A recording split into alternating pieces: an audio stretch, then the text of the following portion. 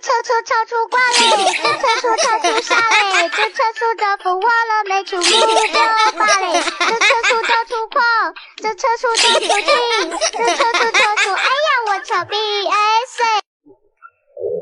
太了吧，前胸贴后背，早上只喝了半碗能照见人，却几乎看不见米粒的高粱米粥，这也能叫米粥，真是可笑。可丁小白笑不出来，现在能有这样的米粥喝已经很不容易了，就这还是爹娘勒紧了腰带，给他们几个小的省出的口粮。不行，我得出去找点食吃，总不能就这么干等着饿死吧？可这大冷天的，上哪儿去找吃的呢？大壮、小朵在家等姐姐啊，姐姐出去一趟，很快就回来，你们不许乱跑，好好在家待着，听到没有？见两个弟妹乖巧的应了，丁小白在迎面一股冷风，丁小白缩了缩脖子，刚要迈步出门，就听到有人扬声喊着：还赖在炕上暖屎窝子呢，一屋子扫把星，糟烂货，赶紧出来，把院子扫了，去河边打水，水缸不打满，今天谁也甭想吃饭，饿死你们几个懒蛆。丁小白跺了跺脚，又缩回了屋里，见两个小的掀开了被子就要下地，他把两人又给按了回去。大壮、小朵，别理他，知道吗？就在家里待着，等姐姐回来。这大冷的天，你们连个厚实的棉袄都没有，再冻坏了更要花银钱了。弟弟大壮才6岁，妹妹小朵更是只有4岁，那位正头奶奶也不知道把心长偏到哪了。爷爷、奶奶、大伯、大伯娘、二伯、二伯娘、四叔、四婶，再加上这几屋的孩子，10好几口子的人，却没有一个人会善待他们一家。这个身体的原主，就是因为去河边给家里打水，没踩稳，才掉进冰窟窿里淹死的。要不是正好也有人过来打水，把小姑娘从冰水里捞了出来，他丁小白恐怕连住进这身体的机会都没有了。小白毅然决然地出了院子，太冷了，他感觉自己如果再待下去，下一秒就会被冻成冰雕。这个原主的身子骨太弱了吧，落下的病根也不知道什么时候能养好。算了，想这些有什么用？日子总是要过的，在我丁小白的字典里就没有妥协这个词。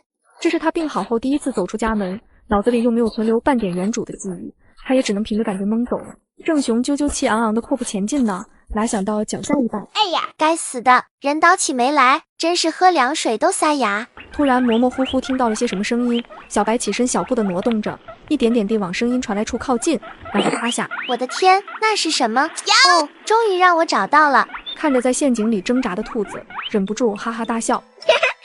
小兔子，真是对不起，你今天只能填我的5脏庙了。你在干嘛？一声突如其来的询问。你是谁？看着眼前突然出现的小少年，丁小白又惊又喜。惊的是可能有人要抢走自己的食物了，喜的是可能有人会帮忙。你又是谁？小少年没有回答他，反而声音冷冷地反问道：那个，我能不能求你个事儿？你能不能帮我把里面的兔子抓上来？是我先发现的哦，不过我可以分你一半。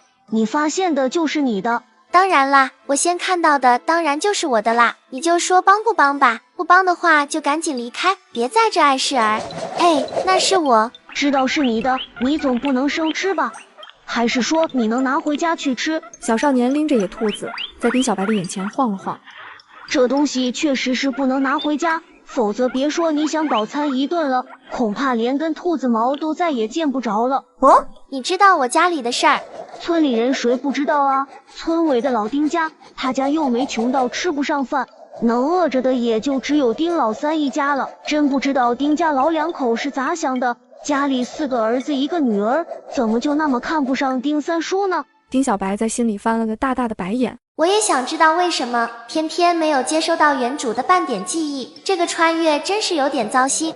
小少年说话的功夫手也没闲着。原来你经常在这里吃野食呀，设备还挺齐全的。丁小白赶紧凑过去，伸出双手去烤火。那外面的这层已经熟了，你先吃吧。小少年片了2、3片烤得金黄的兔肉，用树枝插了递给他。谢，连声谢谢都来不及说完，丁小白就急不可耐地把兔肉塞进了嘴巴里。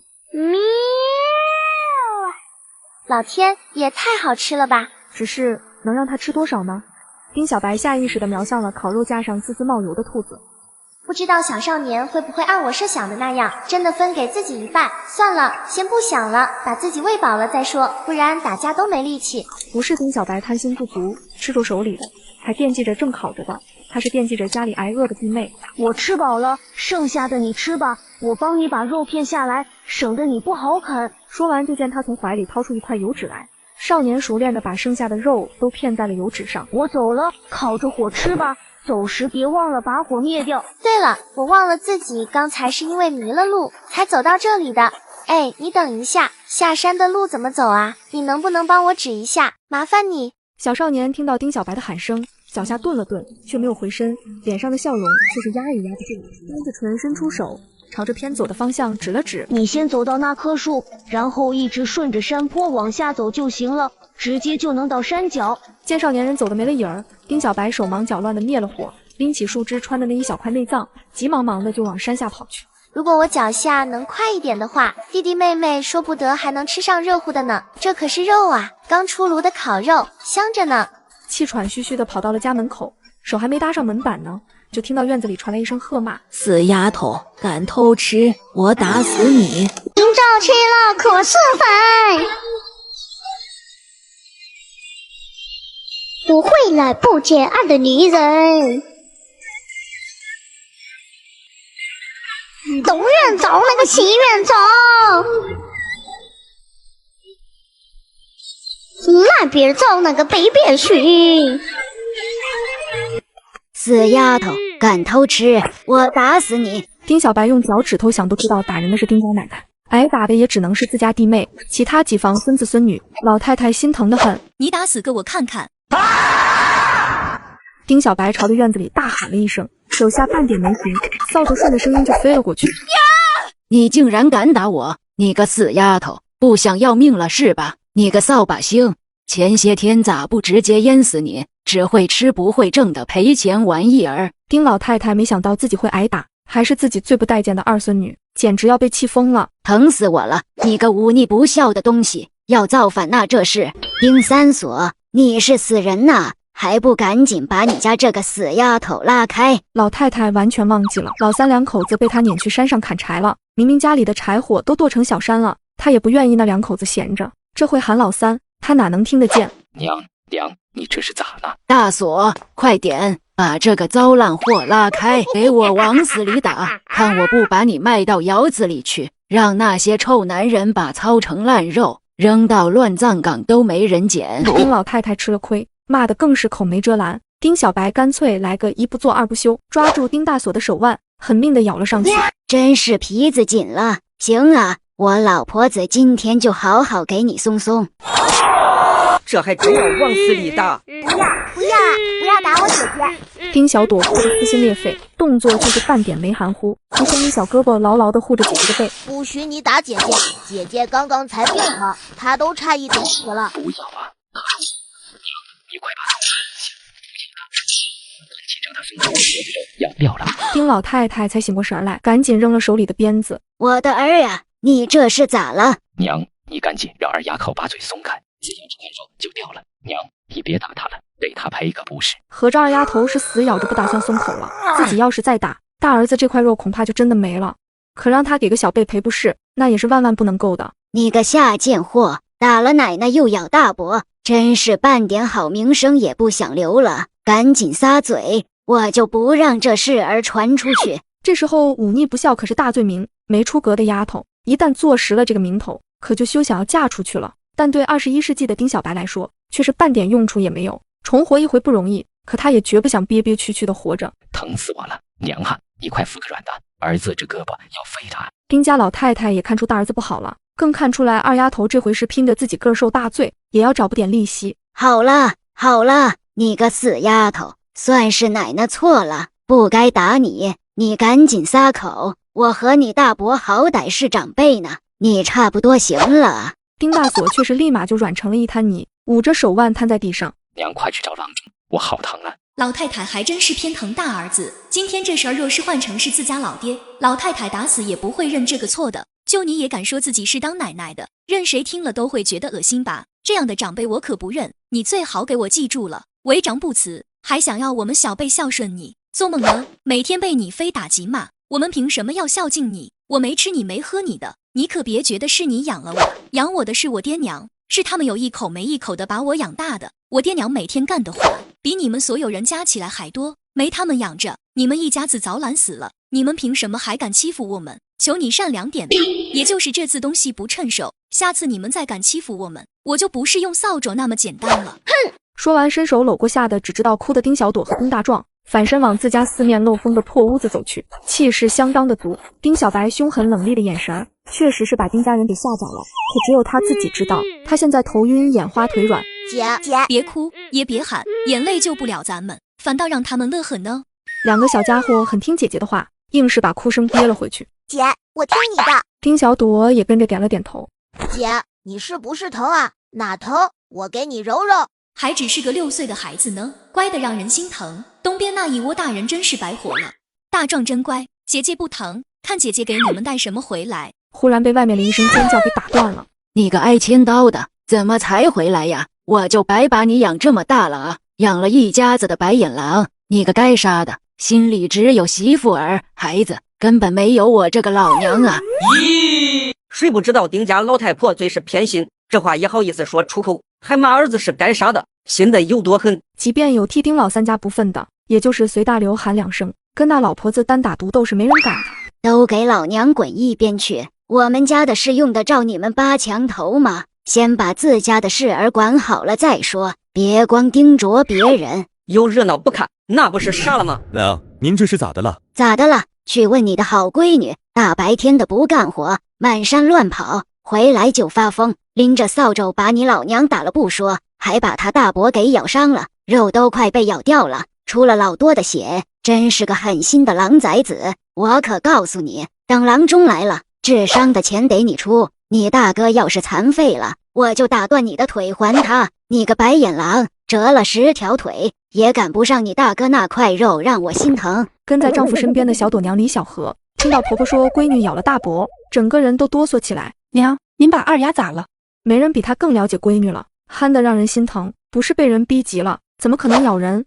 你个臭婆娘，自个儿闺女都管不好，你还敢在这跟我咋咋呼呼的，活活干不好，孩子管不好，娶你这么个没用的婆娘回来有啥用？自己不敢跟我老婆子对阵，就指使孩子跟我叫板，叫你使坏。今天要是不打服你，我就不姓孙。娘，你有啥事跟我说，别打小荷，她身子骨弱，万一打坏了，明天可就没人跟着我干活了。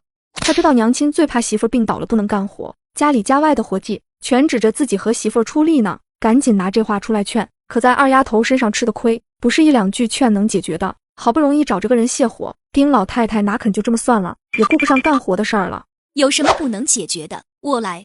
感情我刚才说的话都听进狗耳朵里了，你是半点没进心呐？那成，我就再说一遍，谁要是再敢欺负我们一家人，我就拎着菜刀来见。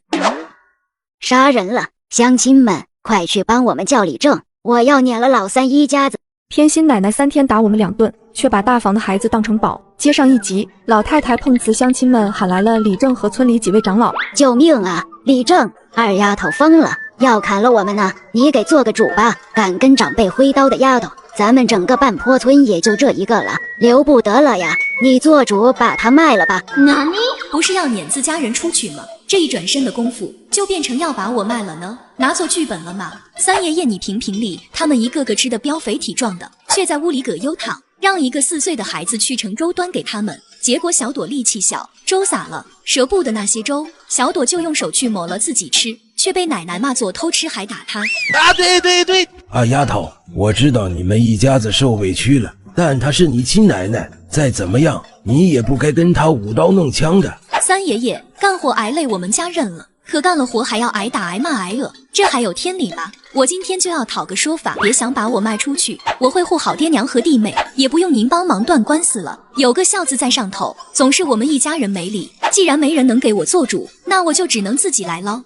二丫头，你可不能这样，你才8岁，以后是要出嫁的，就这么坏了自己的名声可不好，以后谁敢娶你呢？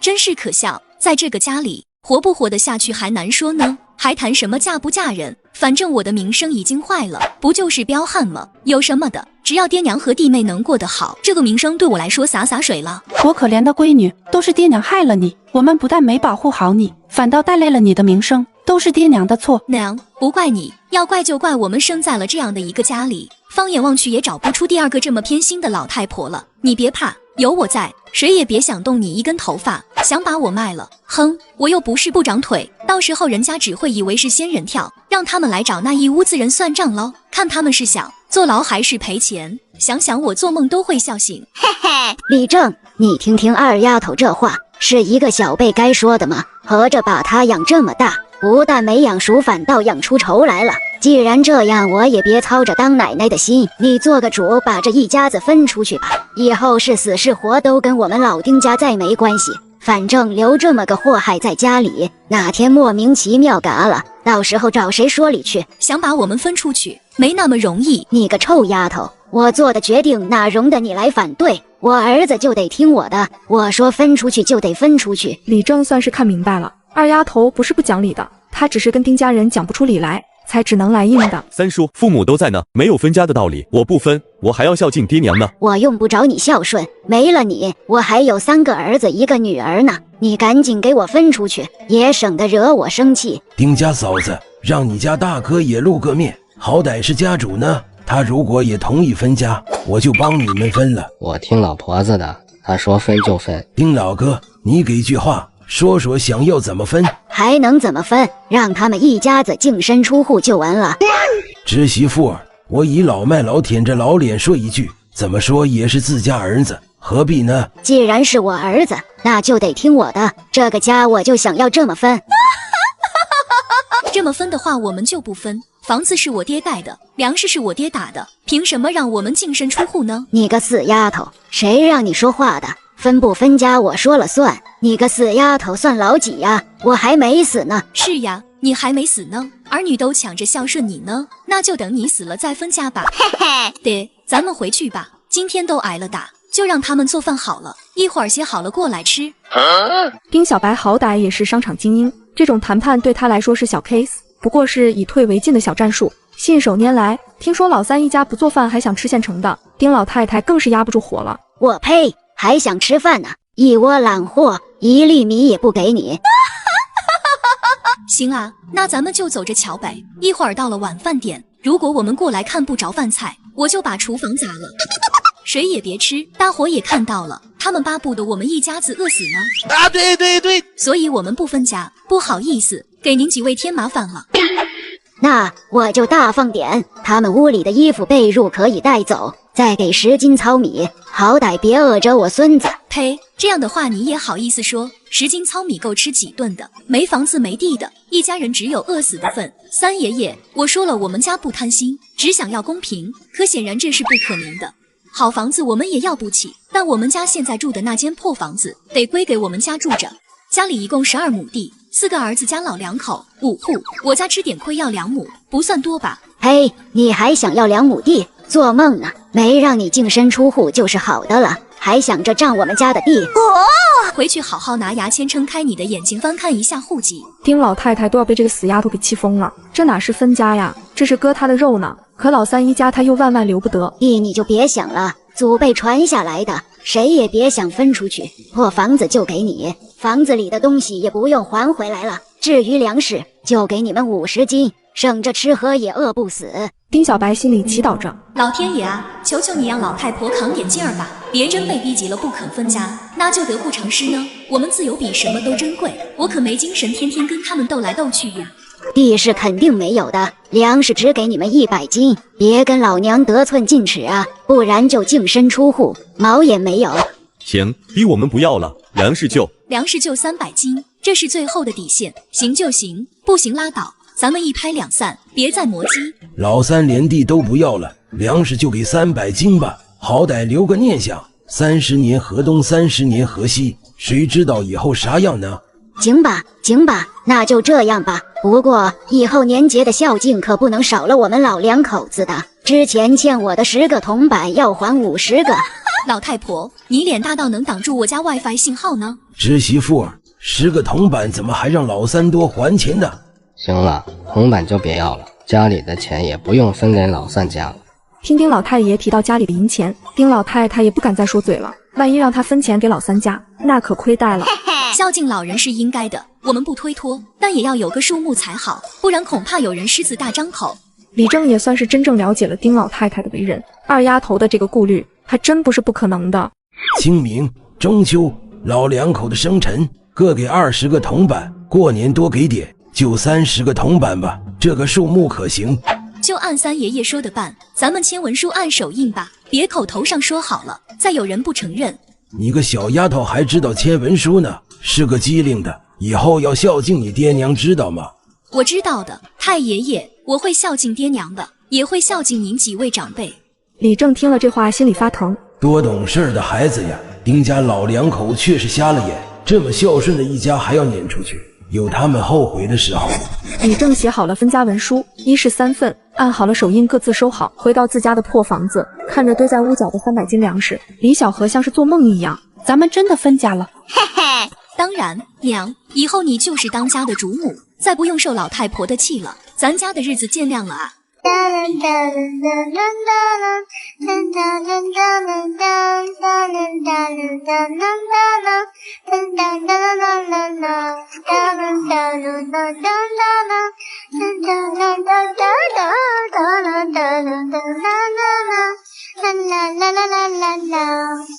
确定，其实还不确定，此时不相对有心机，不见你会想你，暂寻找你，找到后又假装不看你。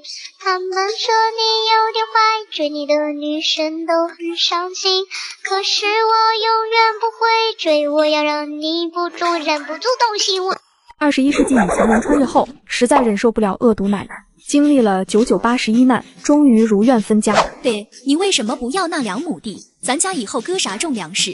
那边到底是你们奶奶，是我亲娘。既然她心疼田地，不愿意分给我，我又何必让她为难？哪里？哼，那原本就是我们家该给的，你倒是孝顺了，手一松就撒了出去。我们以后可要陪着你挨饿的。那边是你亲娘老子没错，这边还是你亲闺女亲儿子呢。对于这个家来说，你是个父亲，你肩上担着责任呢。唉，这人要不是原主的亲爹，我真想拿耳瓜子打醒他。衙门现在支持垦荒开地开荒的头几年还不收田税，你放心，爹心里有数，总不会让你们姐弟乐着的。嘿嘿，原来是想好了应对之策。好吧，这个爹看来还不是愚的离谱。丁小白对他的印象倒是改观了些，也就不再理他了。大壮、小朵，姐姐有好吃的给你们。嘿嘿，烤兔肉香不香？虽然已经凉了，但烤肉的香味还是在破旧的小屋飘散开来。别说2个小不点了，就连丁三所这个大老爷们都忍不住用力的吸了2下鼻子。真香，好多年没吃着肉了。香香香，姐姐快给我1块。娘把肉拿炉子上去烤，热乎了再吃。你这兔肉是哪里来的？山上捡到的啊。一想到能捡到野兔子，丁小白现在还有点兴奋呢，运气太好了，忍不住就有点小得意。嘿嘿，对，你不知道，我今天太饿了，就去山上转悠，没想到看到一个陷阱，里面竟然有只受了伤的兔子。陷阱有点深，我下不去，就算是下得去，我也上不来，正着急呢，结果遇着了个好心人，是个年纪不大的少年，我赶紧求他帮我把兔子抓上来，还答应分他1半，结果他只吃了1/3，剩下的全留给我了。听着女儿絮絮叨叨地说着烤兔肉的经过，丁三所脸上的表情变来变去的，最后更是僵住了。你说你遇着的那个少年人帮你抓了兔子不说，还帮你烤了兔子肉，又帮你片好包好，临时的火灶也是他备好的石头，身上还带着火石和匕首。是啊，他身上的东西好齐全哦，百宝囊一样，竟然还带着油纸，手法也利落，像是常去山上的。二丫，那个陷阱就是他挖的，那只兔子也是他的，人家是好心分给了你。咦，他挖的陷阱，那兔子还真是他的了，怪不得呢。他会说那句你先看到的就是你的，嘿嘿，你都没去看过，怎么就知道陷阱是他挖的呀？保不齐另有其人呢。咱们整个半坡村呀，种地的、打工的都有，就是没有上山抢食吃的，除了他一个。啊？为什么呀？丁小白有点不理解，明明山上就有那么多的宝物，山禽、走兽、草药、野果，简直是应有尽有。上山太危险了呀，万一碰着什么猛兽，谁能保证逃得掉？只要不是日子被逼到等死的地步，没人愿意冒险上山的。啊？那他为什么要冒险上山呀？家里人不管他吗？难道他家人也跟那屋的奶奶似的？他没有家里人，他爹娘早早都得病死了，亲戚没人愿意收留他，他只能一个人过。丁小白哦了一声，就不再说话了。他还真没想到，那个小少年有着如此悲惨的经历。他叫什么名字呀？你还真是把什么都忘了。想着女儿掉进冰窟窿里大病一场，醒来就忘了很多事，连性子都变了。丁三所也是心疼不已。他姓高，叫高山，比你大5岁，今年13了。听说是他爷爷给他取的名字，没想到他还真就守着大山吃饭了。小小年纪就一个人过日子，也真是难为他了。前几年都是大家伙帮衬着，谁家有就匀他一口，现在反倒是他帮大家多些。那小子确实是个挺自立的，自己也得向人家学着点，得帮着爹娘担起这个家来。啊，真香！爹，你也尝尝，可香了。大概是吃的差不多了，丁大壮才想来爹娘还没吃呢，赶紧红着小脸举着一块烤兔肉送过来。娘，你也吃一块，可好吃了呢。我长这么大也没吃过这么好吃的肉肉。突然一声骂声打断这温馨的一面。挨千刀的，欠了我的铜板不还，竟然还敢躲在家里吃肉，胆子可真够大的。看来平时没少攒私房钱啊。你们简直是要反天了，敢背着我藏私房，看老娘我不扒了你们的皮！死老三，你个白眼狼，肉呢？肉在哪呢？把肉藏哪儿了？闻着屋子里香香的肉味，丁老太太差点一口老血喷出来。这老三真是长能耐了。奶奶，大白天的您是不是梦游了啊？我们家怎么可能有肉呢？别在这跟我蒙事，糊弄谁呢？我都闻着肉味了。大郎、二郎他们几个也闻到了，错不了，你们想遮掩也没用。我再警告你一句，以后这个家你别再踏进来。你自己也说了，我们家既然分出来，跟老丁家就再也没有半点关系了。年节要给的孝敬是我爹不忘本，也是你们该给的，见好就收才是明智的选择。以后别说我家有肉味，就是煮了海参、鲍鱼、燕窝、鱼翅，你们也只能闻闻味。我们要是不愿意给，就一口也没你们的。我们走着瞧。姐，你要去干嘛？我跟你一起去好不好？好容易不用被正屋那边的人指使着干活了，丁大壮还真有点待不住呢。哥，姐姐肯定是有正事才要出去的，咱们俩得留下看家，不然被人把粮食偷走了，咱们又要饿肚子了。啊，是哈，那我不出去了，姐你快去快回，我和妹妹会看好家的。丁大壮捏着拳头用力地挥了2下，丁小白笑了，嘿嘿，给了他一个鼓励的眼神。姐姐相信你，男子汉要说到做到哦。姐姐争取快点回来。你在干嘛？一个清亮的声音在身后响起，问话似曾相识啊！丁小白猛地回过头，真的是你呀，高山，遇上你真是太好了。丁小白喜滋滋地上前一步，真是来了个大救星。你会爬树吧？会不会吧？你说嘛，到底会不会？你怎么跑到这里来了？这地方已经算是进了山里了，虽然还只是深山边缘，但也是有点危险的。万一迷路找不回去，还不得冻死在这山上了？看到高山的态度不是特别好，丁小白下意识的就把自己站直了。他大概能猜出他为什么会生气。我不是故意往山里走的，也不知道怎么走着走着就走到这来了。你别担心，我不会迷路的。看到高山的表情还是没有放松，丁小白赶紧转移话题。你会爬树吧？能帮我把树上的柿子摘下来吗？柿子？你管它叫柿子？是呀，我管它叫柿子。这东西有毒，吃了舌头又酸又涩，你摘它干嘛？又不好吃。高山去年的时候尝过一次，吃的时候感觉有点涩，过后舌头上感觉像长了东西，把他吓到了。嘿嘿，它很好吃的，只不过不能直接吃，要处理过才行。不过这些冻了的柿子就没关系了，你帮我摘吧，算我求你了。高山见小丫头这么坚持，抬头再看树上也就10几个果子。算了，帮她摘吧，也不费多少功夫。谢谢你呀，今天多亏遇到你了。没什么大愿望，没有什么事要干。看见路口红灯一直闪，它像眨眼的小太阳。乌云还挺大胆，冰在头上吹不散。我抓在手里捏成棉花糖，什么烦恼不能忘。我留2个给你吧，真的很好吃，你相信我。回去用凉水把它泡上，等它外面结上一层厚厚的冰，你把冰敲碎，里面的柿子软软的就可以吃了。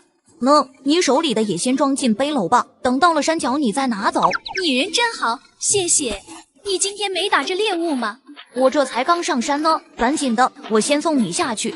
原来是特意要送自己下山。丁小白有点不好意思，到底是耽误了人家，立马又是感谢又是道歉的，才跟在后面蹦跶着下山了。谢谢你，高山哥，这几天可真够冷的，也没什么能取暖，也就是多烧点柴火，你一个人在家可要小心些。城里倒是有卖炭的，就是贵的要死，咱们穷人家用不起，整个镇上都没几家能用得起的。大，你说城里有卖炭的，新发城吗？那咱们镇上有卖炭的吗？卖的怎么样？卖的人多吗？镇上没有卖炭的，想买只能去兴发城，因为炭那个东西不好治，治不好就不好烧，又是灰又是烟的，根本没法在屋里点。听说好炭花钱都不容易买到呢。高山哥，既然炭能卖钱，还能卖出高价来，那咱们自己烧制呗，不就能赚到钱了吗？自己烧，你说的可真轻巧，要是谁都能烧，也就不会卖那么贵了。我去过一个炭厂，帮镇上的钱大户买炭，占了好大一片地，烧得浓烟滚滚的，人力物力可费劲了，结果最后也烧制不出多少好炭来，大多数都废了，不是烧过了头，就是没到时候。烧得浓烟滚滚，那是不是说高山哥那个炭厂烧炭是在平地上直接烧的？当然了，要不然怎么烧？哪里？怪不得说炭不好烧制呢，不把炭搁在窑里烧，怎么可能温度均匀？烧过头或者没烧到时候也就不奇怪了。原来自己穿来的这个年代还这么落后啊！看来自己有的发挥了，想赚钱应该不是什么太难的事。高山哥，既然不好打猎，那咱们俩合伙烧炭好不好？你还真是想一出是一出的，炭哪是那么好烧的？人家那么大的炭厂，那么多的工人，每天也烧不出多少好炭来呢。他们烧不出来，不等于咱们烧不出来呀。我有个法子能烧出最好的炭，还不占地不费人工。真的？真的，比珍珠还真。还有这么比真假的？你可真敢说！我没骗你，我是真的有法子，你就说信不信我吧。你首先得相信我，这个事儿才能成。高山没有马上回答，丁小白毫不气馁。高山哥，我们就试试呗，又没什么坏处，试不成功也没什么损失啊，顶多也就是下点力气。哼哼，如果真像小姑娘说的，只是花些力气，试试倒真没什么损失，那你跟我说说，要怎么样才能烧出好炭来？炭不是那么个烧法，平地上哪行，得先挖个窑。上辈子他除了工作，就最爱看小说了，穿越重生之类的不知看了多少，所以在穿过来之后，他才能特别快的就接受穿越的事实。而他闲暇里最大的乐趣，就是弄明白那些小说里写的发家致富是不是可行的，那些致富手段他都很有研究。你怎么知道这个的？对于小姑娘嘴里说的办法，高山还是有点将信将疑，也不知道靠不靠谱。这个你就别管了，能把炭烧出来就是好办法。你现在就说想不想试试吧，这个才是最关键，好吧？好吧，我信你。那咱们可就说好了，等会儿我先把柿子送回家去，然后就去你家找你，咱俩仔细商量商量，明天就能开工了。嘿嘿，来班，有来。来了，还真是个性子急的。对不起啊，我用手拍了2下，你根本听不到，才换成用脚踢的，没把你们家栅栏门踢坏吧？这门结实着呢，坏了也没事，几块木头就能补好。你自己盖的房子？乡亲们帮忙盖的。之前村子里那间老屋被大雪压塌了，邻居王大娘又想要扩建房子，我就搬过来了。丁小白撇了撇嘴，哼，肯定是邻居看你人小好欺负，不然谁会无缘无故的把自家老宅的基地让出来呀？看到小姑娘的表情，高山笑了，这还是第一个这么直白的替自己抱不平的人。乡亲们虽然都挺照顾他，但对他能这么亲近的却是没有。你别误会，王大娘很照顾我的，家里有口吃的就不会让我饿着。是他家有2个儿子要结婚了，房子不够住，我才让了的。王大娘不肯占我的便宜，还补给了我一些银钱，盖这个房子他们家也出了不少力。嘿嘿，原来是自己小人之心了。丁小白有点不好意思，干脆不在这个话题上再绕来绕去。高山哥，我跟你说说怎么烧炭吧。方法并不难，先要挖个窑。丁小白把自己知道的制作方法仔仔细细地讲给了高山听。他的记忆力一向很好，穿越过来之后，发现自己的记忆力更好了。前生查的资料和实践过的事物，全部都清晰地记在脑子里。两人又在细节上进行了讨论，达成了共识后，丁小白悄悄地握了一下拳头。这是不是就算是成功地迈出了第一步？高山哥，虽然我知道制作方法，却没有实践过，开头不一定就能顺顺利利的。一个不能一失败就打退堂鼓呀，咱们得坚持住。高山点点头，我知道，这还用你个小丫头说？干啥事也没有容易的，我挖个陷阱还得等上10天半个月的呢。你既然对自己的炼制方法这么有把握，我就绝不会拖你的后腿。只要方法正确，我保证会烧出好炭来。两人约好了开工的时间，丁小白就告辞了。次日，丁小白早早就往山脚那边去了，还背了一个背篓，万一再遇上什么好东西，也有个东西可以装。嘿，你竟然到得比我早！老远就看见高山站在山脚下，丁小白赶紧小跑着迎了过去。找个挖窑的地方并不难，选一处深山边缘的位子就好，离村子远些，不会扰了村里人，却又不算是深山，凶猛的野兽一般不会过来，相对安全。就是这里了，咱们俩开挖吧。丁小白也不墨迹，拎起高山带来的铁锹就开始干。家里就一套农具，爹娘拿去开荒了，没有多余的铁锹，他也只能厚着脸皮用高山带来的。你先别急，等我把土刨松了你再挖。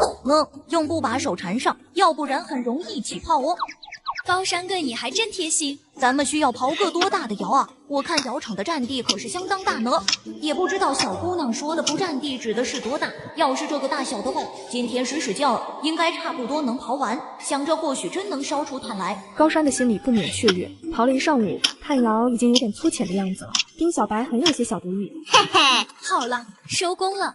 他得赶回去做午饭，烧炭的事还瞒着爹娘呢，怕爹娘阻止，不让他瞎折腾，那这事儿可就干不成了。你先回去吧，我再干一会儿。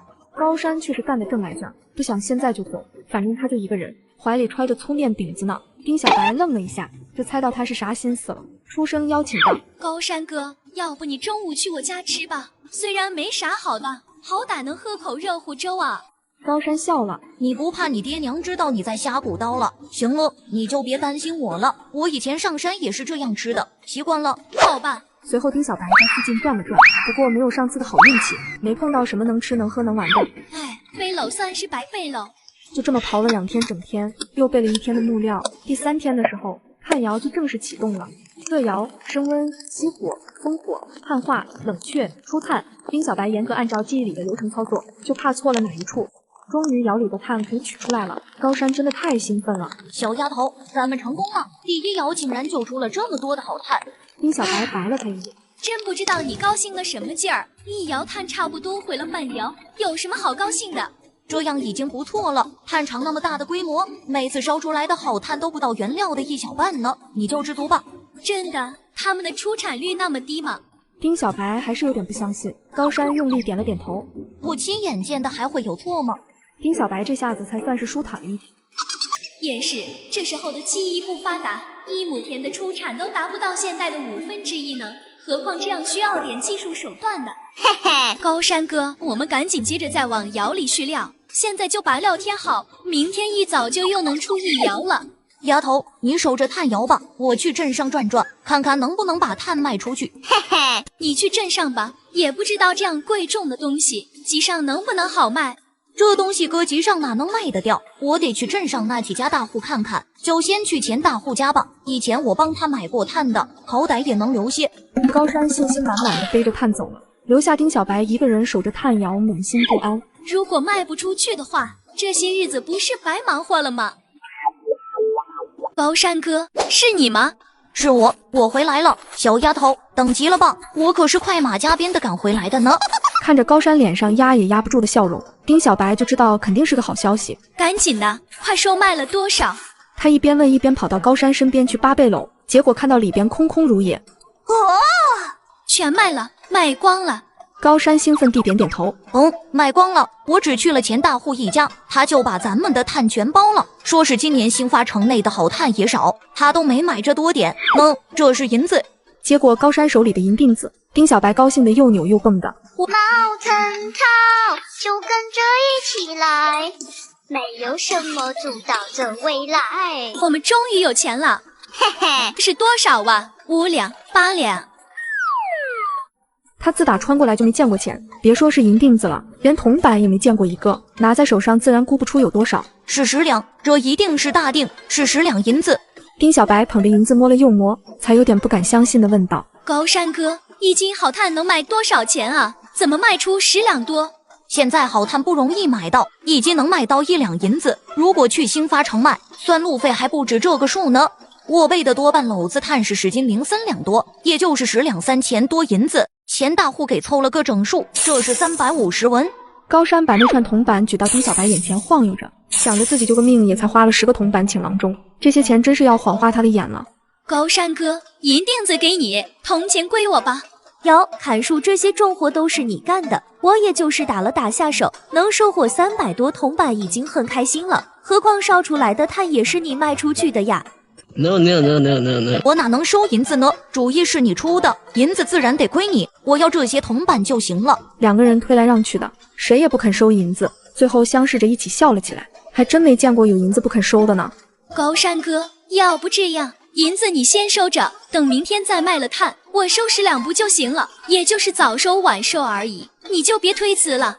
高山却是摇了摇头，这银子我不能收，你不说的了银钱就跟你爹娘说实话吗？这银子你得拿给你爹娘看，我又不等着钱用，等明天卖了炭再说。他是担心明天不知道还能不能再卖出炭去，今天挺顺利的，可不代表明天也能像今天这么顺利，何况丁家刚分出来，正是等钱用的时候呢。那行吧，等明天卖了钱咱俩再算，反正钱是有数的，搁在谁那儿也跑不了，今天的就先搁在我这儿。捂着怀里的银钱，丁小白一路跑回家去，爹娘还没有回来，他赶紧把粥熬煮上了。丁三锁和李小河收工回来，看着一锅热腾腾黏糊糊的白米粥，当时就傻了眼。闺女这是不想过日子了吗？那个二丫，你怎么做了白米粥？不是有糙米和高粱米吗？白米你爹是想留着换成糙米的，1斤白米能换10斤糙米，就这么吃了也太浪费了。政务总共才给我们分了10斤白米，还是李正帮着尽量争取的呢。看到娘亲急得有点语无伦次，又舍不得责骂自己的模样，丁小白又是感动又是温暖。爹娘，你们赶紧洗手脸，咱们先吃饭，吃完了饭我有好消息告诉你们，到时候你们肯定就不心疼这点白米了。丁三锁两口子有点懵懵的，但也知道大女儿不是个会乱来的，特别是这次病好了之后人变精明了，可两个人还是很好奇，到底是啥好消息。娘，好好吃哦，你赶紧过来吃。二丫，你有什么好消息要跟爹爹说的？弟，你先看看这个。姐，这是……没等银子两个说出口，丁小白就把弟弟的嘴给捂住了。小声，别让人听了去。那边要是知道咱家得了银子，会直接过来抢的，他们可不会客气。你这是从哪弄来的？二丫，你老实跟爹说，这些银钱是哪儿来的？整个村子都没见有人家有10两银子的，他感觉天都要塌了。你这几天总是不着家，今天更是一大早就跑没影儿，说你去干什么坏事了？丁三锁的语调从没有过的严厉，把李小河都给吓着了，两个小家伙更是吓得半声也不敢吭。事情是这样的，我和高山哥……丁小白把事情的来龙去脉详细的跟父母讲了一遍。我的儿呀，这是真的，我闺女可真是太能干了。丁三锁这时候也是一脸的激动，知道女儿手里的银钱得来的光明正大，他的心思自然也全放在了银子上。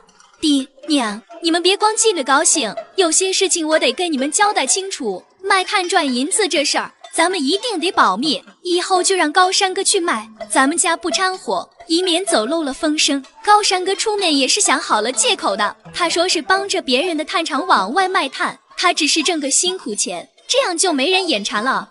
没想到女儿把事情全都安排得明明白白，半点不用他操心。二丫，既然是烧炭，肯定又是烟又是火的，会不会被村里人给发现了啊？这个你们不用担心，我们俩把炭窑建在了深山的边缘处，村里人一般走不到那里，大型的野兽也不多见，很安全。二丫，能领爹去炭窑看看不？我不捣乱，就是想去看看我闺女弄出来的东西。嘿嘿，走吧，我领你和娘亲去看看。丁三锁乐了，朝着女儿竖了个大拇指。我闺女真行，了不起，比你爹强1000倍100倍。行，从现在开始，爹都听你的，你让爹干啥爹就干啥，你让爹咋干爹就咋干，绝对服从指挥。我们也要去。好，都去。小祖宗啊，可别喊了，正屋里的人都要被你们喊过来了。先说好，去是去啊，你们两个的嘴可得给我严实些，漏了半点风声出去，咱们家就又得挨饿了。没想到丁三叔一家子都来了，高山赶紧迎了过去。高山，这些天真是辛苦你了。乔三叔说的，我和小白只是合作，互相受益，有什么辛苦不辛苦的，你千万别跟我客气。丁小白好笑的看了高山一眼，这还是他第一次叫我小白呢，以前不是直呼丁小白，就是喊小丫头，老爹的面子果然不一样。你不用跟三叔客气，那丫头能干啥？受的风都能吹倒，还不是全指着你出力？看看叔能有什么帮得上你们？三叔，我正好有事想跟你说呢。你说。是关于备料的事情，乡亲们都是在捡林子里捡柴火的，咱们不能从那边砍树，太显眼了，容易被人发现。我也知道你现在忙着开荒地呢，不过咱们的窑小，一棵大树就差不多够烧一窑的了。您看一下是否能抽出一点时间帮我的忙？高山，你这么说就客气了，除了炭可是两家分钱的，我出点力有什么的？开荒也不是一天的事儿。原来当一家之主是这么的过瘾。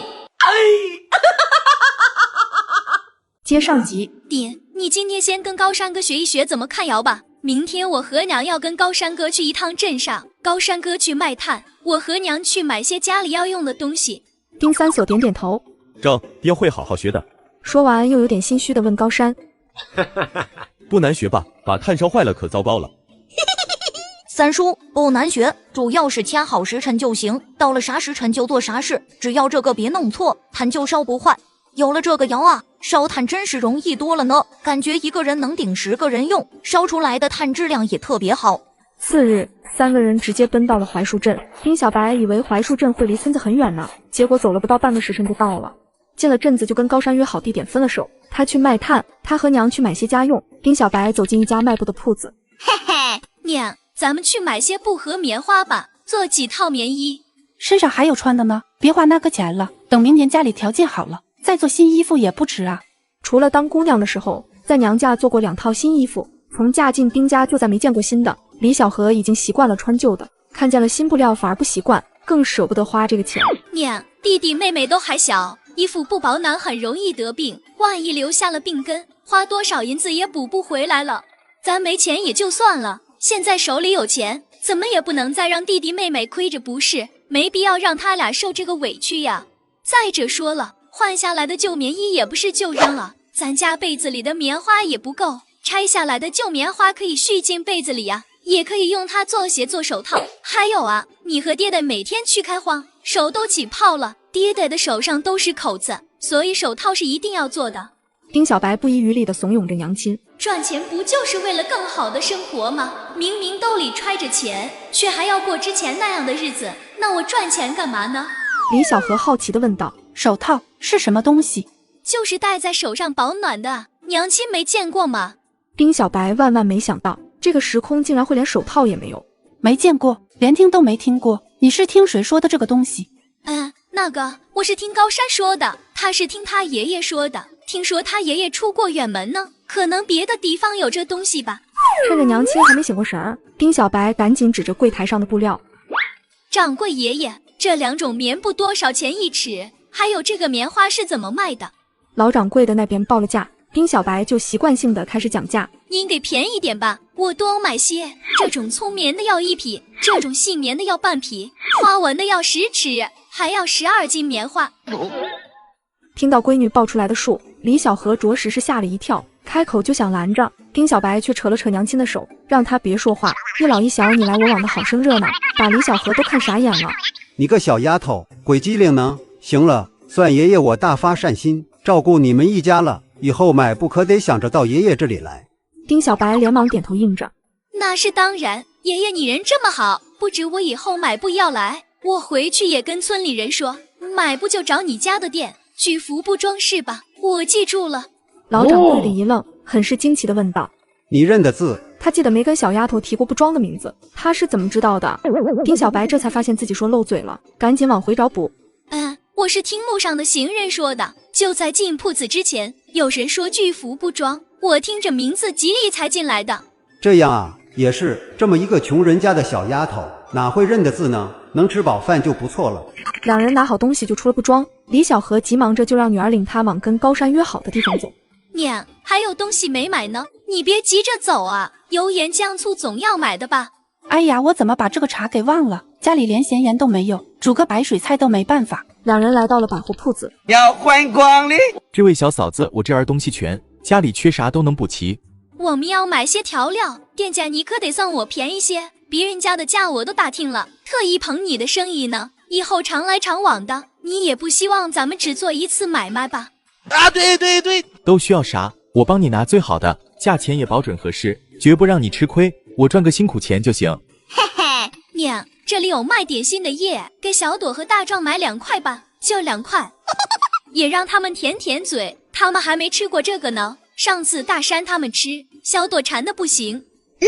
备好所有物品，小何不闺女瞎逛了，直接拽着他，让他把自己领到了约好的地点。高山已经等在那儿了，可见他卖的挺顺利。丁小白还是直接先奔了背篓，看到空的见了底，立刻笑得见牙不见眼的。高山哥，你可真厉害，咱们回家吧。丁家老太太怎么也没有想到，被他一直看不起的三房，竟然有能力一下子买回来那么多东西。哟，这不是老三家媳妇吗？这是发达了呀！看来丁老太要后悔喽。咱们再走快点，别让正屋里的人看到了。眼见着就要到家了，丁小白赶紧嘱咐着娘亲和高山，只要让他们知道自家有钱了，那肯定是要凑过来扒皮的。娘，老三家买了好多东西回来，满满当当地来，也不知道是打哪儿发了财，怕是见到银子了吧？你可是老三的亲老子娘，他要是发了横财，那可是要孝顺你的，自己偷偷摸摸地藏起来可不厚道。丁四所的媳妇儿柳翠翠咋咋呼呼地冲进了婆婆的屋里，收不住脸上的羡慕、嫉妒，极力地挑拨着婆婆。也只有婆婆能把老三家的东西拿回正屋，自然就少不了我们四房的一份，免费的东西不要白不要。丁老太太听到四儿媳妇的话，腾的一下子就坐了起来。什么？你说老三家买了好多东西回来，他哪来的银钱？没人比他更清楚了。分家的时候，老三两口子身上是一个铜板都没有的。你要是不信，可以去看看啊，媳妇儿可是看得真真的，那个可是了爹娘的高山帮他们挑回来的，满满一条子不说，李小河自己还备了些来，那就是真的了。丁老太太两眼放光，可这光亮只闪了一下就灭了。老三分家了，李正警告过我别再伸手，我还咋去收老三家的东西？光是老三两口子还好说，可他们还有那个不要命的死丫头呢。自己要是敢拿了他们屋里的东西，那死丫头是真敢拼命的。先不急，这个事儿咱得琢磨琢磨。你去把老大、老二、老四都叫来，总不能让老三家白得了好东西。好嘞，柳翠翠乐颠颠的去了。欺负老三一家已经成了习惯，她完全没觉得自己这么做有什么不对的。三房这边还不知道自己家又让人惦记上了，看着娘亲和姐姐摆放着东西，丁大壮和丁小朵乐得直蹦，捂着小嘴低声欢呼着。一个字绝。三婶儿，这是今天卖的银钱，你收着，我就先回山上去了，东西你们慢慢归置。高山把装银钱的小袋子递了过来，李小河却没有收。这次卖的银钱归你，昨天我们家不是收了钱吗？那不一样。高山把钱袋子塞进李小河的手里。今天卖的银钱比昨天多，你们家用钱的地方也多，还是你先收着。看娘亲还要再推辞，丁小白把钱袋子接了过来。银钱先放我这儿，等会儿我再跟高山哥算。嘿嘿，高山哥，你也别急着走，我这就把粥熬上，很快就好。咱俩吃了饭再去山上换我爹，下午就不用他再上山了。见丁小白挽留的实心实意，想想也不差这么一会儿的功夫，高山也就规规矩矩的坐等着。娘，把肥肉切成小块先冻上吧，晚上发点面就用白面发，明天用肥肉炸点油梭子，咱们包点油渣子菜包吃。哇，点心，点心，有点心。给你1块，再给哥哥1块。高山哥你也吃1块。拿了1块递给高山，高山赶紧推拒，这是买给孩子吃的，他哪能贪嘴？让你吃你就吃，又不是什么好点心。等以后咱们赚了更多的钱，买更好的点心回来吃。赶紧拿着嘛，人人都有份儿的。2个小的1人2块，我们大人1人1块，我按着人头买的。听到丁小白把自己归到了大人的行列，高山差一点又笑出来。丁小白掏出钱袋子来数了数 ，Yeah baby！ 今天竟然卖了1大1小2锭银子，还有1块散碎的银饺子，外加好多铜钱。这是15两银子，银饺子是1两的，铜钱是240文。高山赶紧坐过来，给丁小白报了数。那加上昨天的，一共的收入就是26两590文钱，除以2，每人就是13两银子，又295文。高山不知道除以这个词是啥意思，却知道他是把银钱一分为2了。又看到他傻乎乎分钱的样子，到底还是笑出声来。高山伸手在那个大银锭子上点了一下，然后往丁小白的方向推了推。不用急着给我分银子，给我也没地方搁。我那屋子整天没个人，我一年有一大半的时候在山上，一小的时候在镇里，放银钱不安全，你就先拿着吧。看到丁小白飞速挑起的眉毛，他赶紧接着解释：我不是不收银钱，是先放在你这里，你帮我记着数就好。那行吧，我就先帮你收着。不过咱们得记个账啊，不然时间长就没个准数了。明天去镇上得想着买点纸笔。他这话一说完，屋子里半天没有动静。那个吧，我的意思是说，咱们得开始学着记账了，以后应该还会赚到更多的银钱，总要立个账的，你们说对吧？丁小白有点心虚，竟然又说错话了。自己要是真敢直接把账记出来，娘亲恐怕就敢立马晕倒。又发财喽！全家人都跟着他一起乐呵呵的。高山有点羡慕的看着这一家人。我的家里只有自己，太安静了。森叔家才像个家的样子。嘿嘿，没想到吃货也有吃货的好处，随时随地都能逮着商机。掌柜伯伯，麻雀你们收吗？外酥里嫩的烤麻雀也是一盘蛮有档次的菜呢。我有一个秘制的烤麻雀方子，你有没有兴趣？烤麻雀有什么吃头？又没有多少肉，烤起来干干巴巴的，肉不是嚼不动就是烤得糊成一片。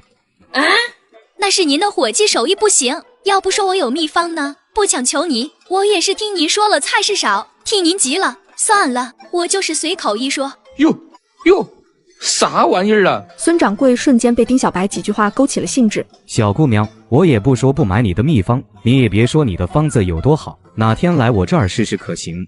行啊，改天我和高山哥再来镇上，到时候我亲手做一回炸麻雀给您尝尝。麻雀我自己带，不过调料锅灶可得用您的。这个包在我身上，没问题。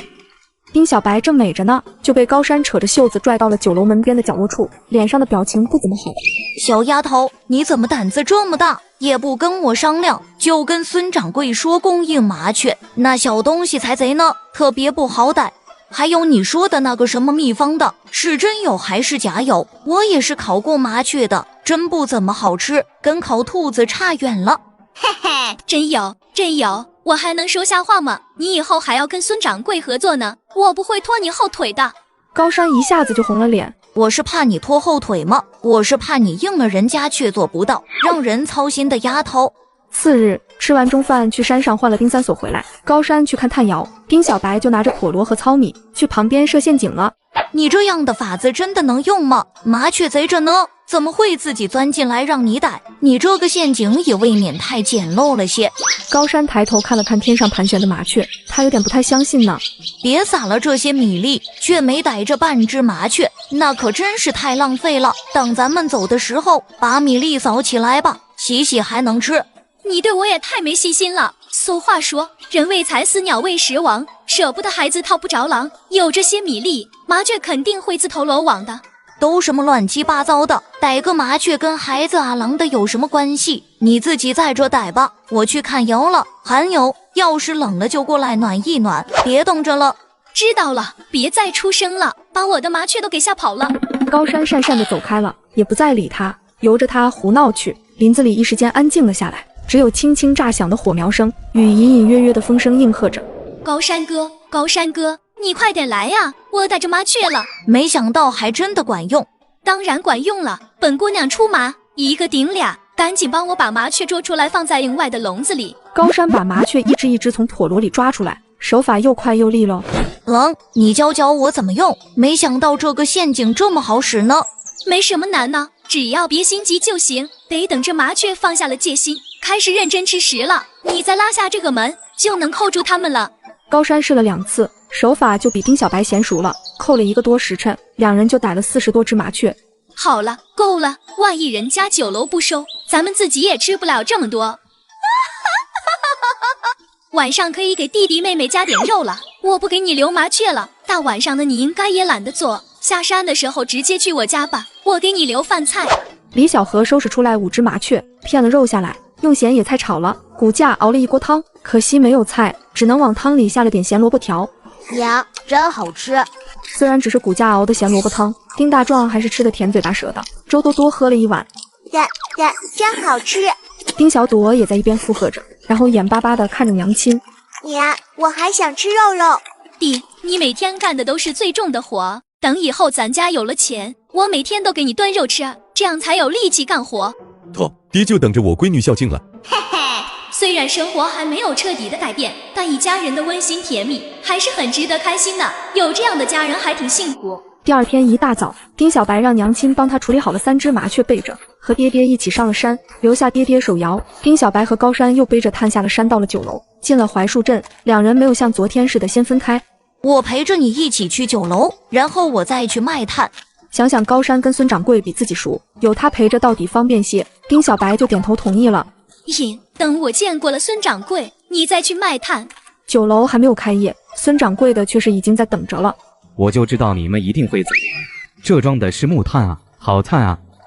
好炭，我帮炭厂卖的，给您带的麻雀在这里。这些炭是你拿来卖的，有主儿了没有？没有就直接卖给我吧，东家正等着用呢。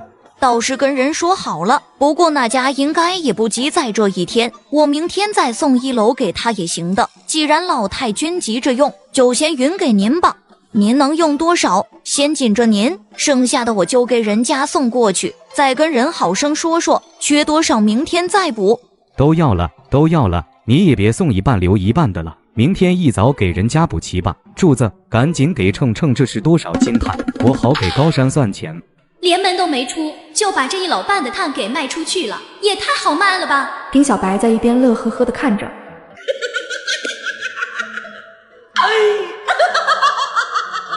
他把现代的烹饪方法带到古代去，不仅做出了美味佳肴，还让挑剔的客户赞不绝口，连酒楼掌柜都直接签了独家。接上回，别说高山这小子还真有点伤人的精巧劲儿，瞧瞧刚才的应对，明明还没有买主呢，却让孙掌柜领了他好大一个人情。今天窑里出的炭没有废的，总共是18斤半多一点。高山想给孙掌柜把零头抹了，孙掌柜反倒给凑了19斤。对了，林姑娘，你是先歇一歇，还是直接去厨房？直接去厨房吧，不过麻烦掌柜帮忙准备一些蜂蜜给我，可以吗？没听过炸东西还要用蜂蜜的，不过小姑娘说了是秘制，也可能是有些特殊的手段吧。行，只要炸出来的麻雀能好吃，你提什么要求我都满足你，只要不是太过分的就好。得到了允许，丁小白就拿着娘亲收拾好的3只麻雀进了厨房。首先去一边的筐子里拿了2个土豆，去皮切碎，又找了一块纱布松松的包了，泡进一个大粗瓷碗里。嘿嘿，其实如果想要油炸出来的肉不硬，也没什么难的，只要在淀粉水里轻轻的过一圈，给肉裹上一层薄薄的水膜，肉就不会硬了，表皮反而会更酥脆。唉，可惜了，这个时空里还没有淀粉这个东西，那只能自己创造一下了。虽然时间上有点挤，难度倒是没有。把土豆泡好后，他就找出一个小盆来，兑进了各种调料。遗憾的是，只有葱蒜没有姜。调制好了腌料，就把3只麻雀放进去抹匀，不时的再翻一翻就行了。剩下的就是找个空灶，烧干锅后倒上油。突然看到旁边有干花生米，丁小白计上心来，抓了一把花生米扔进油锅里。等油锅的温度升高了，花生米也就熟了，捞出来沥油，一切准备就绪。拎起麻雀在搅匀的淀粉水里滚了滚，就直接下进了油锅。10来分钟后，把锅里炸得差不多的麻雀捞上来，让它凉一凉，然后抹上浅浅一层蜂蜜，再在淀粉水里滚一圈，下锅2炸，3两下就捞出来。仔细的检查了一下成品，卖相不错。再拽了一块肉尝尝，是记忆里的味，外酥里嫩，鲜香里带着似有若无的蜂蜜的鲜甜味。好了。大厅里正等着着急的一群人，看着丁小白端着盘子出来，赶紧迎上去。香味在打开厨房门的时候就已经飘散出来了。孙掌柜抢先接过一盘炸麻雀，另一位厨师则端走了那盘糖醋花生。妙啊！好吃啊？真那么好吃吗？高山哥，这个给你吃。这不好吧？咱们可什么事？这是第1只实验品，我是吃过的，缺了1块，也不好再拿给他们吃。你赶紧吃吧，别等着他们过来抢。说完，丁小白又给他递了个眼色，小声道：不吃白不吃，咱们自己家的麻雀，何必都便宜了别人？高山忍不住弯了唇角，再不客气，拎起来就送进嘴里。丁小白这才心满意足的走了。让，我话还没说呢，怎么就给吃没了？看着只剩下几根骨头的空盘子，丁小白一脸的无奈。孙伯伯，我还有话要说呢。炸麻雀要是这么个吃法，那可是半点格调也没了。咱家这是酒楼，菜品好歹得上些档次的。你说，我听着。孙掌柜赶紧让他说话，刚刚那个炸麻雀真是太好吃了，完全超乎了他的想象。是谁说烤麻雀又硬又糊的？都是扯淡。嘿嘿，您看，像我手里的这盘烤麻雀，在盘子空白的位置上，用碧绿的菜叶摆出垂柳的形状，是不是就好看多了？我不会雕花，如果让大师傅用红心萝卜雕一朵小玫瑰花，衬在柳枝的旁边，那就更漂亮了。再取个好听的名字，比如黄鹂鸣翠柳。孙伯伯，您看这个调是不是就上来了？当然，你也可以用蛋清打磨蒸熟，做成白云的形状，名字就换成白鹭上青天，也是可以的。孙掌柜一拍巴掌，林姑娘，你这个想法真是绝了，让你这么一搭配，这菜品的档次还真是立马就上去了。你这次带了多少麻雀来？我全要了，就是这个方子的价钱，咱们得好好谈谈。来，咱们去里屋。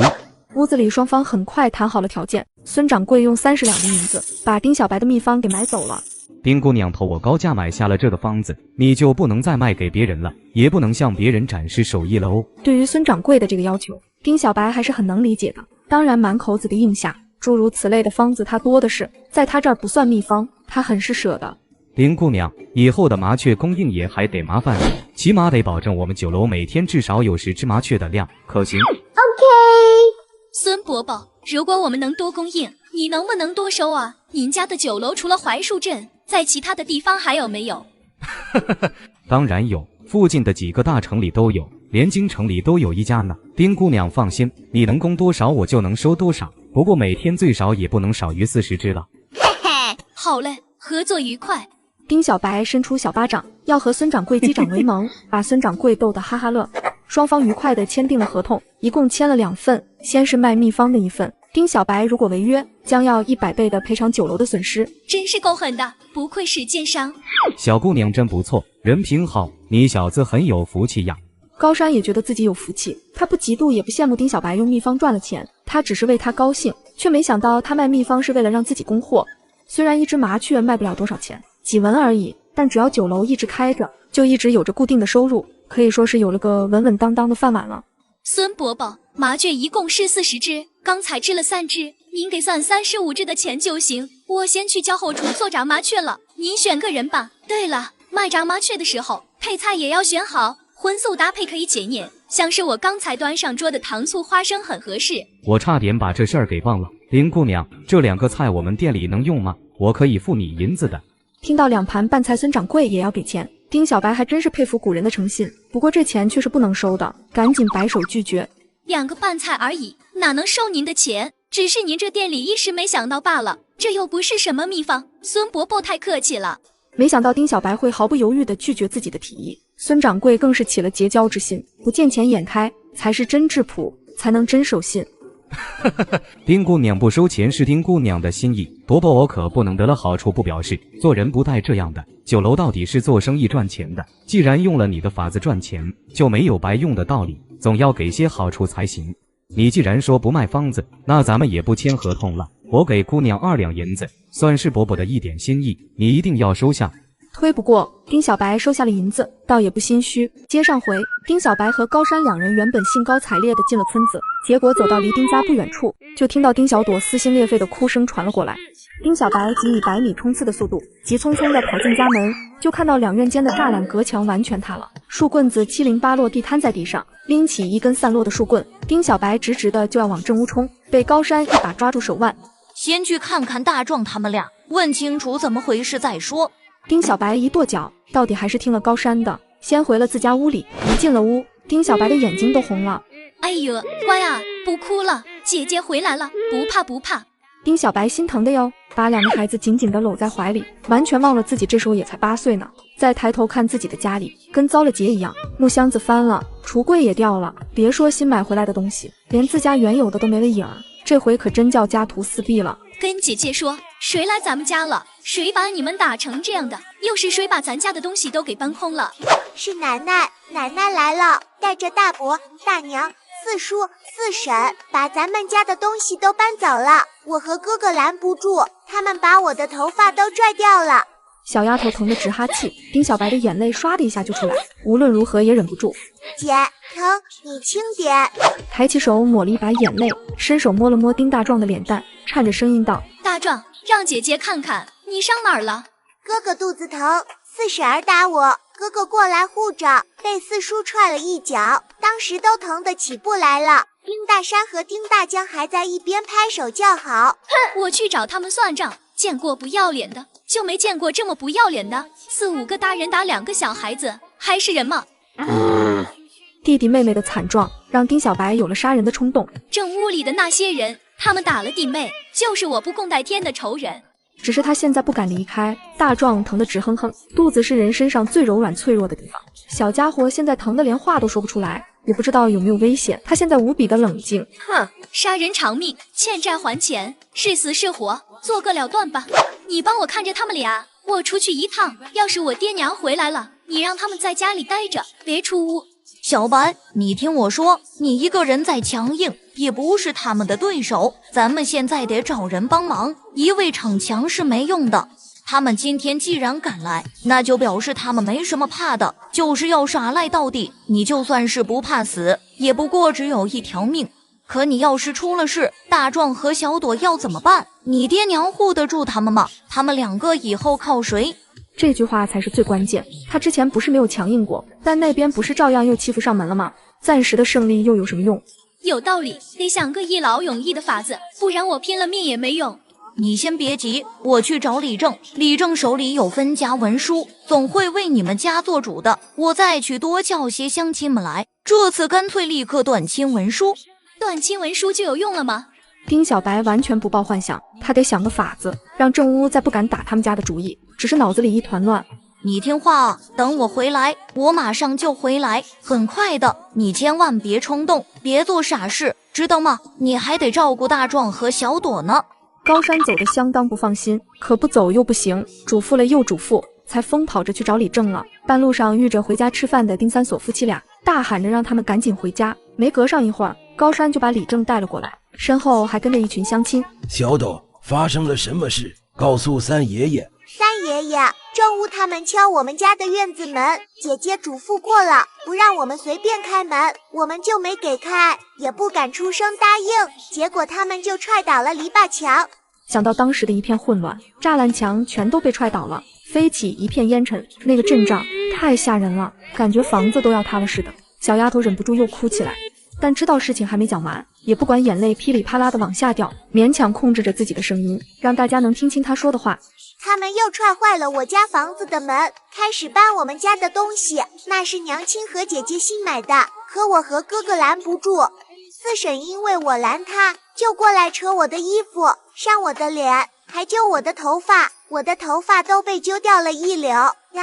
小丫头举起自己的手，小小的手里握着一小绺黄黄的头发，再低下头，大家就看到她的头顶露了一片渗着血珠的头皮。三爷爷，三奶奶，您可得给我们一家做主啊！做主，做主，你放心吧，今天这事儿三奶奶管定了，我还不信没处讲理了，哪有这么欺负人的？就是，咱们半坡村最是讲究正义礼法，这样的事可不能瞒过去，让别村的笑话。你们一家人就放心吧，咱们李正绝对不会骗着谁的。出了这样的事儿，丁婶子那边总得给个说法。高山凑近丁小白，压着声音：“这位是王大娘，我原先的邻居。王大娘，谢谢你怜惜我们姐妹。”王大娘也红了眼圈，可怜的丫头。小朵，你接着说，把话说清楚了，奶奶给你做主，还没天理了呢。四婶打了我，哥哥就来拦着，四叔就过来踹了哥哥一脚，踹在了肚子上，哥哥被摔出去好远，当时都喘不上来了气了，我害怕极了，万一哥哥被四叔一脚给踹死了，我就没有哥哥了。可二堂哥和三堂哥还拍手叫好，说死了拉倒。丁老四还算个人吗？20多岁的老爷们上脚踹一个6岁的孩子，天打雷劈呀！走，三奶奶抱你说理去，今天不给个说法，咱就跟他们没完。接上回，丁家弟妹，你把门打开，咱们说说今天的事儿，躲着不是办法。结果拍了半天，门里一声没应，李正的耐性也用完了。丁石头这一家子可真是不知好歹。我过来是想帮你们解决问题的，既然你不想解决，那行，我直接把事情报到衙门去，自然有人跟你说话，私闯民宅，打砸伤人、抢夺财物，哪一条都够坐牢的了。你们一家子就等着衙差来锁人吧。李正说完，转过身，大手一挥：“都走吧，散了散了。接下来的事不归咱们管了。头顶上有青天老爷呢。”他这一句话的话音没落尽，丁家正屋里就传出一声尖利的哭嚎。没天理了，我去儿子家还要被告官呢。接着屋门就被打开了，丁大锁的媳妇吴红艳站在门口。李正叔，这是家事，怎么还要京官呢？你还是进来说话吧。这话说的，不说京官，你们能开门吗？丁家这一屋子的泼皮无赖，我真是不想面对。以前没发现丁家人坏到这个程度啊。当娘的都不让进儿子的屋了，这还有说理的地方吗？青天白日，朗朗乾坤，儿子就要逼死亲娘了，天理何在呀？哟，丁老太太搬空了儿子家的东西，看着亲孙子挨打，她也真敢说朗朗乾坤，就不怕遭报应？不知道在哪学的词儿。废话不说了，咱们就直接来谈谈今天的事情怎么解决吧。丁家妹子，你把三锁的家给砸了，说说应该怎么补偿？补偿个屁！他姓丁，就算是把他分出去了，我也是他亲娘老子。怎么老丁家的人还进不了丁家的屋了？一笔写不出2个丁字，到什么时候他的家我也是随便出入？这时候想起来是亲娘，是一家人了。抢东西打孩子的时候怎么不这么想啊？你还好意思说你是亲娘？我就问你一句，你对大锁、二锁他们也这样吗？你会把他们的家都搜刮干净吗？锅盆碗筷、衣服被褥什么的都搬走，连个舀水的瓢都不给留吗？你会吗？你不会，你舍不得，因为那是你儿子，可你怎么就舍得对三锁这样？你这是让他们一家死啊！还敢说别人要逼死你？大妹子，你们怎么下得去手的？这么小的孩子。丁老太太看着丁大壮，也是半天没回过神来。他是经常打孩子，但没真想要他们的命嘛。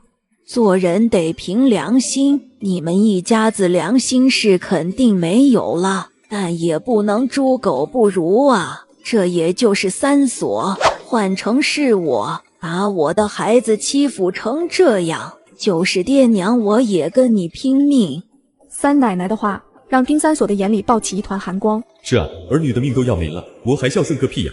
他这个亲娘是死也不会放过他的，不眼看着他们一家死，他就不会罢休。他们这哪是母子，分明就是仇人。冷，我最后喊你一声，从今天开始，我们就是陌路人，一个不能善待我孩子的人，也不配得到我的孝敬。你改！丁老太太没想到老三竟然敢说出这样的话来。这个子对自己一向都是恭恭敬敬的，不管是打是骂，除了偶尔替儿女求饶，半句嘴也不敢回我，有什么不敢？你刚刚不是说了，我活着就是要逼死你吗？我觉得你也是要逼死我，所以咱们娘俩以后就不要再见面了。哎，到底是把人逼急了呀！早就说做人留一线，丁家弟妹，你一定会后悔的。我后什么悔？我是他娘，他只要姓丁，我就进得他的门，拿得他的东西，我就不信姓丁的还进不了姓丁的门了。嘿嘿，既然你说了，只要姓丁就能进姓丁的门，那我们进这个门也是应该的吧？我们进的也是姓丁的门呀。你也说了，就算我们家分出去了，你依然还是我爹的娘，那你别的儿子能住在这栋房里，我们也一样住的，我爹也是你儿子呀，多合理。以后奶奶家就是咱们家，奶奶的东西就是咱们的东西，随便用，反正都是姓丁的。今天谢谢你们过来帮忙了，既然奶奶不愿意我们分家，还认我爹，那我们就留下来孝敬他。你疯了，你敢？你个丧门星，赔钱货，欺负人欺负到我屋子里来了，我老婆子什么没见过？这是我的屋子，你赶紧给我滚！凭什么不敢？我已经这么做了，你能把我怎么样？以后你怎么对我，我就会怎么对你，你就勤着吧，勤到你高为止。等下次收完了地，咱就直接拉粮去买，自己种了地自己还做不了主了，手里有了钱，看谁还敢再欺负咱们。我去做饭了。大壮，你今天受伤了，想吃啥？姐姐去给你做面疙瘩好不好？再炒个咸肉白菜，咱们一家5口，一碗拌面足够吃了，大白菜就切半颗。妥了，你们等着，我马上来，以后就自己顾自己。小贱人，你给我站住！立马从我屋里滚出去！敢动我1粒米，看我不打死你！你个脏心烂肺的东西！好啊，我等着你来打死我，打不死我就点了你的屋子，让你们一家子不得安生。老太太感觉一股寒气扑到了身上，忍不住打了哆嗦。李正大哥，我要分家，赶紧把他们给我分出去！你是不是老年痴呆了啊？死老太婆，我们已经分家了，是你自己说分了没用的，就这样吧。又看着墙角的2个人，你们俩的账咱们慢慢算，日子长着呢，谁也别放过谁。吴红艳和柳翠翠被堆在了墙角，被吓得呜呜咽咽地哭起来。对不起，哎呀，不是我们想抢你家的东西，是婆婆让我们去的呀。丁老太太听到这话，立马感觉心口被什么东西给堵住了。这2个混账玩意儿一点担当都没有，还没怎么着呢，就把自己给卖了。李正大哥，分家不是断亲，我要跟丁三锁一家断亲，我们2家从此再没瓜葛。这回连李正都无语了，这是个什么娘啊？前脚砸了人家的屋子，抢了人家的东西，后脚就要跟人家砍断亲情。高山嘟囔了一句：老天爷真是没长眼，这样的人才该造雷劈。劈那些树有什么用？树还能用来盖房子呢，这人却只配下油锅。还没闹完呢，天空上响起了一串噼啪声，跟着就是一声炸响，大秦的天也阴了下来。老太太这回算是彻底给傻住了，哪还敢再叫嚣半声？自己这是真的要遭报应了吗？不然大秦天里哪来的雷？丁孙氏，你先把拿了三锁家的东西还回来，别少了啥的再费劲折腾。咱们现在就签断亲文书，以后你和三锁一家就真的没有关系了。丁三锁从今天起自立门户，成立家谱，他就是那一脉丁家的开山之人，上头再没有长辈，你可有异议？快滚快滚，我没异议。一家子扫把星，赶紧把霉运都带走吧。行，既然你这么说了，那咱们就签文书吧，从此2个丁家往不往来的看你们自己。接上回，丁老太太和丁三锁签订了断亲文书。三爷爷，我想请问你一声，咱们村里有没有闲置的宅基地？我家想要1块，现在自己顶门立户了，有资格跟村里申请1块吧？李正拧了拧眉，宅基地倒是有，自己村里人买，价钱也便宜，但都不在村里了。村子就这么大的地方，都占着呢。怎么，你家想盖房啊？丁小白笑了笑，嘿嘿，三爷爷，您看哈，我们2家断了亲，再住在一处就有点不太好看了。就算起了隔墙，那也是一个院子啊，何况还是这样品性的一户人家，我是真不敢住得这么近。谁知道他们什么时候发疯，又闹出什么幺蛾子来？我们家什么品性啊？你说说我们家什么品性？全村人都知道，我们老丁家没拿过别人家一根针一条线，没说过别人家半句闲话，用得着你嚼舌头？丁小白撇了撇嘴，也不知道是谁把我们家都搬空了，现在还敢说没拿过别人家一针一线，真够大言不惭的。嘿，你个死丫头，那是我儿子家，是我拼死生下来的一团肉，是别人家嘛，也就碰上了你这么个忘恩负义的扫把星，才搅得家宅不宁。丁老太太真要被气疯了，以为我多想留你们似的，那屋子再破也是我们老丁家的，你们不想住，赶紧给我滚出去，我劈了烧火也不留给你们。丁小白也不示弱，像谁稀罕住似的，四处漏风，也就只有你这样当娘的，才舍得让自己的儿孙住那样的房子。你放心，就那个破房子，我们1天也不会住了，就算去睡野地，我们也不会再去住那里。至于屋里原有的东西，我们一样也不会带走，咱们彻底分个干净。你也别再找理由，说我们占了你这个，用了你那个，爹娘当牛做马这么多年，你们老丁家一屋子人都是躺在我爹娘的汗水上享福的，多大的恩情都够还了，再也别说我爹娘欠你的，要欠也是你欠他们的。既然断亲，那就断个干干净净，省得日后有人念叨咱们靠着他给的这点破家当才能活下来。不就是白出了20多年力吗？不就是人家半点不感恩吗？有什么的，手脚是咱们自己的，他们留不下，让全村人看看，咱们家谁也不靠，就靠自己，能不能活得好好的？日后有人提起，也得说咱们活得有志气，说我爹活得顶天立地。三爷爷，我只要带走我和娘亲心置办下的东西，是跟高山哥借的银钱，也就是买了些急用的，好在没敢乱花，还有点剩余。您看咱们村谁家有秋菜收得多的，匀我们一些，我们花钱买。听说是要花钱买，李正点了点头。别说，丁三所家的这个大闺女还真是个硬气的，说半点不占便丝毫也不占呢。这个好说，谁家都能匀出一点来。今天晚上先在我们家拿几颗白菜、土豆，不收你们钱。明天我帮你问问乡亲们，你们再花钱不迟。几颗白菜虽然不多，但有李正这句话，丁小白还是很感激的。谢谢三爷爷，我们一家人。他的话还没有说完，突然闯进一对30几岁的中年夫妇来，拿我们老高家的钱去贴补别人家。高山，你是不是个傻子啊？看见闯进来的这两人，高山的脸色立刻就不好了。丁小白也是一脸懵，这两人又是谁？大伯、大娘，你们怎么来了？听到高山的问候，丁小白一拍脑门，我去，怎么把这茬儿给忘了？我们怎么来了？你说我们怎么来了？我和你大娘要是不来，你是不是想把家当都贴补给别人家？你这孩子是不是傻？真是太让人操心了。丁小白的嘴角都快要撇到天上去了，他果然没猜错，这夫妻俩无缘无故的冒头，是奔着银钱来的。财帛动人心呐，千古至理。可不是，没有长辈照看着就是不行。你这么大手大脚的，以后可拿啥娶媳妇？真是让人操心。这个败家侄子，有钱不知道孝敬大伯大娘，却傻乎乎的去孝敬别人，真是各分不清里外拐的。你看到了真章，也只有自家长辈才能为你着想，别人都只是想占你的便宜。也就你这孩子实诚，轻易的相信别人，以后有大伯大娘照顾你，帮你守着，再不会让你被别人骗了。赶紧的把银钱交到大娘这里，大娘帮你收好，攒下了给你娶媳妇儿。这么不要脸的人，我算是见识了。不对，这是第2次见，丁家老太太自然是要排在第1号的，真是极品处处有，今年特别多啊。高家夫妇的出现，原本就引起了一波小骚动。在听到这夫妻俩的话，人群里响起一片鄙视、笑骂的起哄声。当年没收留这孩子，今天你们俩就没资格说这样的话。孩子自己个儿赚的钱，爱咋花咋花，爱给谁花给谁花。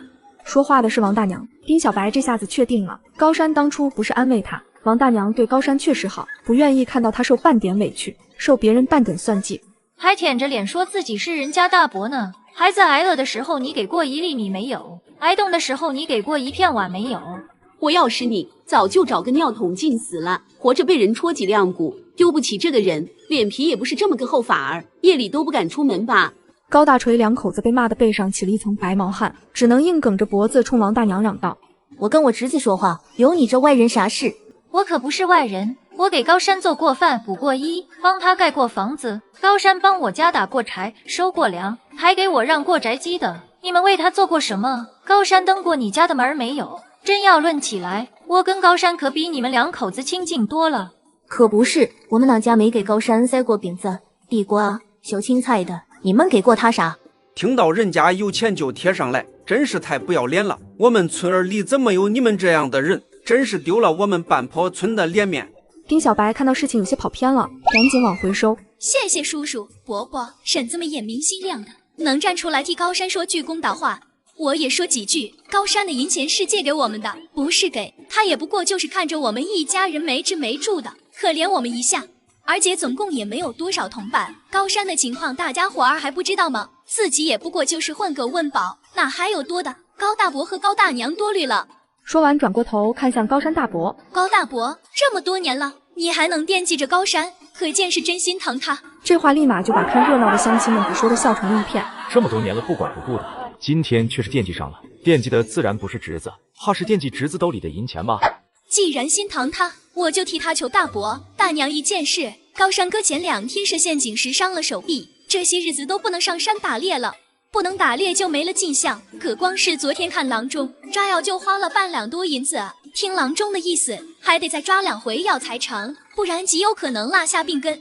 可高山哥现在实在是拿不出银钱来了，买药买米却又都是需要钱的。2位长辈既然这么心疼侄子，就把她接回去住些日子吧，相信肯定会照顾好她。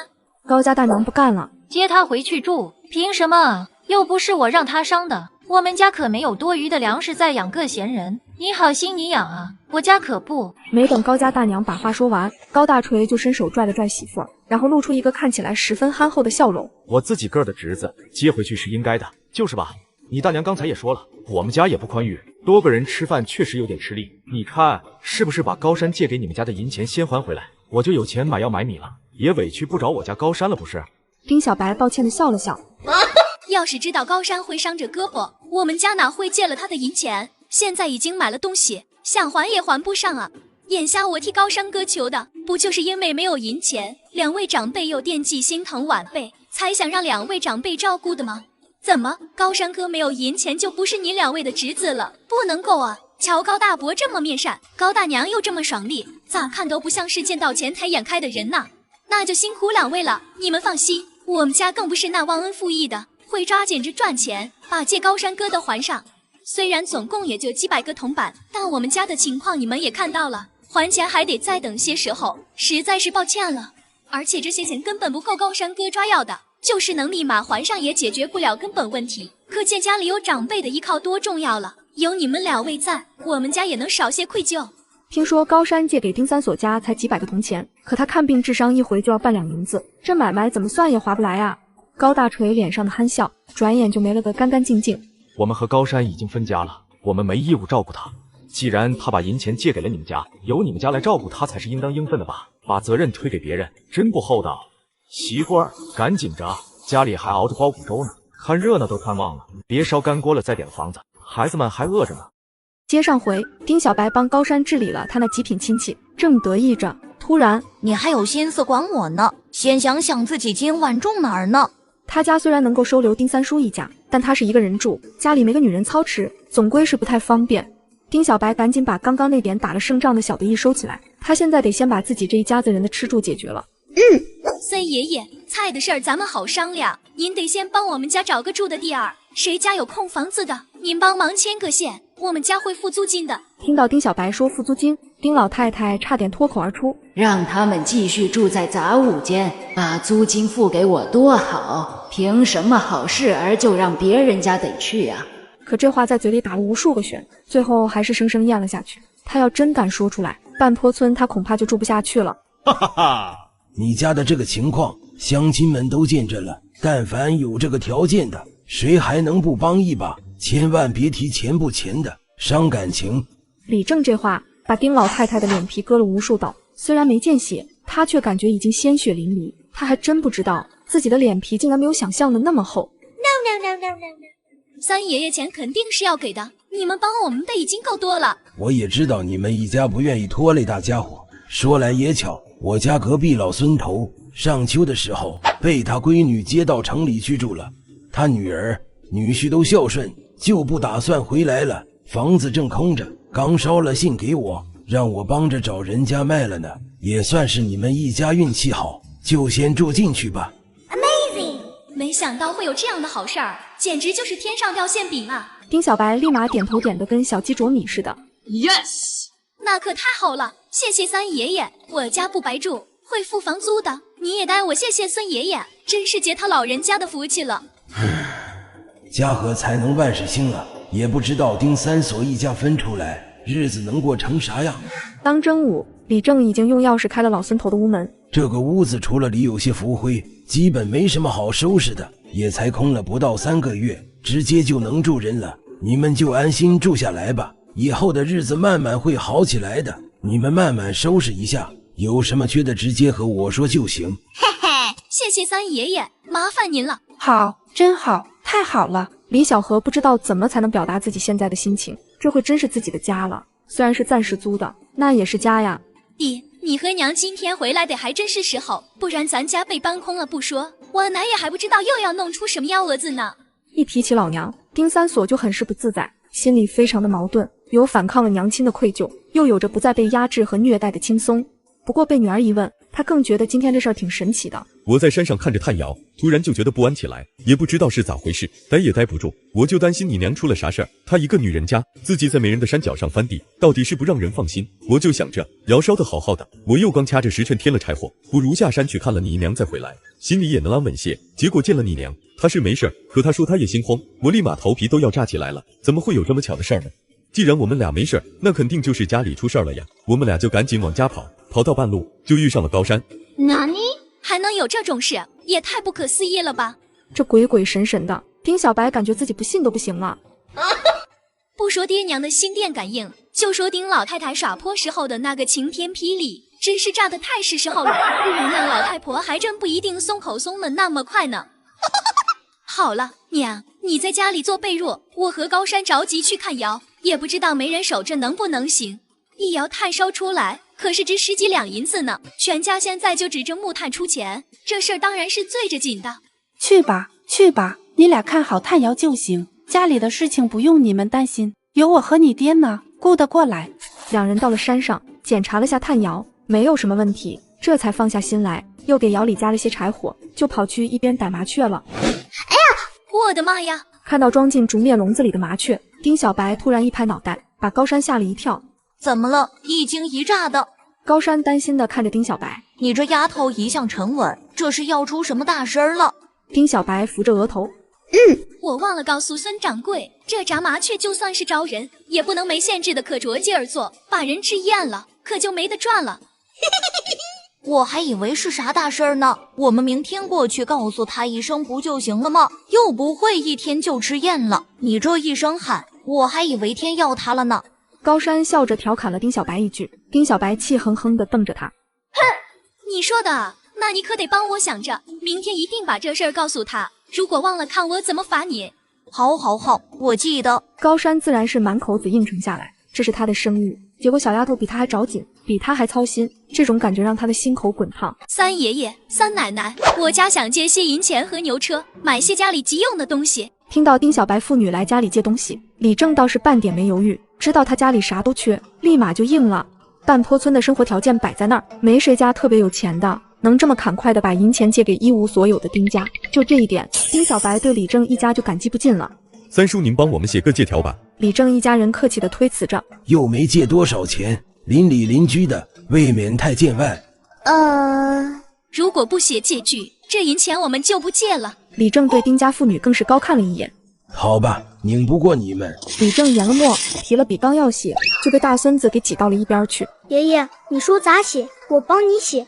丁平安今年10岁了，是李正的大孙子，丁富贵的大儿子。前年送去了镇上的私塾，现在是家里认字最多的人。当年正是因为三爷认的几个字，才当上了村里的李正。要知道那时候满村子就他一个认字的。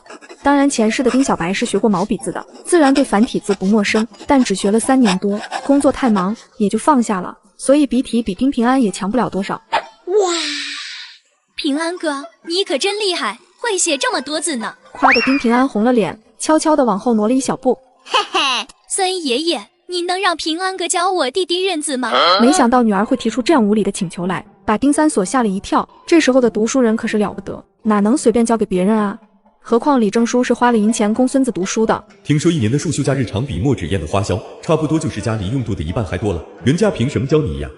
呀，别胡说！丁三所赶紧出声拦着，就怕闺女不知道轻重，让李正叔一家厌烦了。孙爷爷，我想让弟弟学认字，只是他还小，我舍不得他每天往镇上跑，想着每天等平安哥下了学，我把弟弟送过来，让平安哥教他几个字，等他大些了，我也送他去镇上私塾。孙爷爷，我不会让平安哥白白付出辛苦的，以后平安哥的书修我家出一半，也不会占用他太多的时间，每天只要教2课钟就好，您看看可行？每年2两银子的书修，即便李正一家是全村收入最好的人家，可也是很大的一笔负担呢。有人愿意平摊一半，当然是好事，可自家孩子也才刚念了1年多的私塾，怎么好意思去教人家，还收人家的书修呢？李正可没这个脸。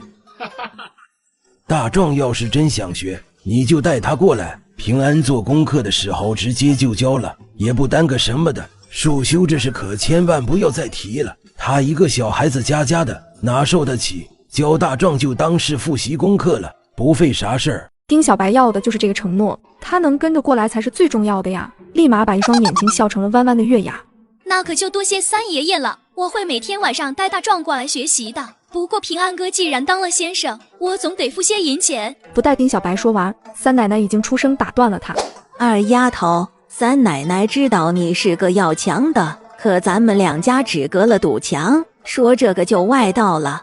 别说平安不一定教不教得好，就算真能教得好，也不费他什么多余的事儿，不过是多说两句话，多写2笔字罢了。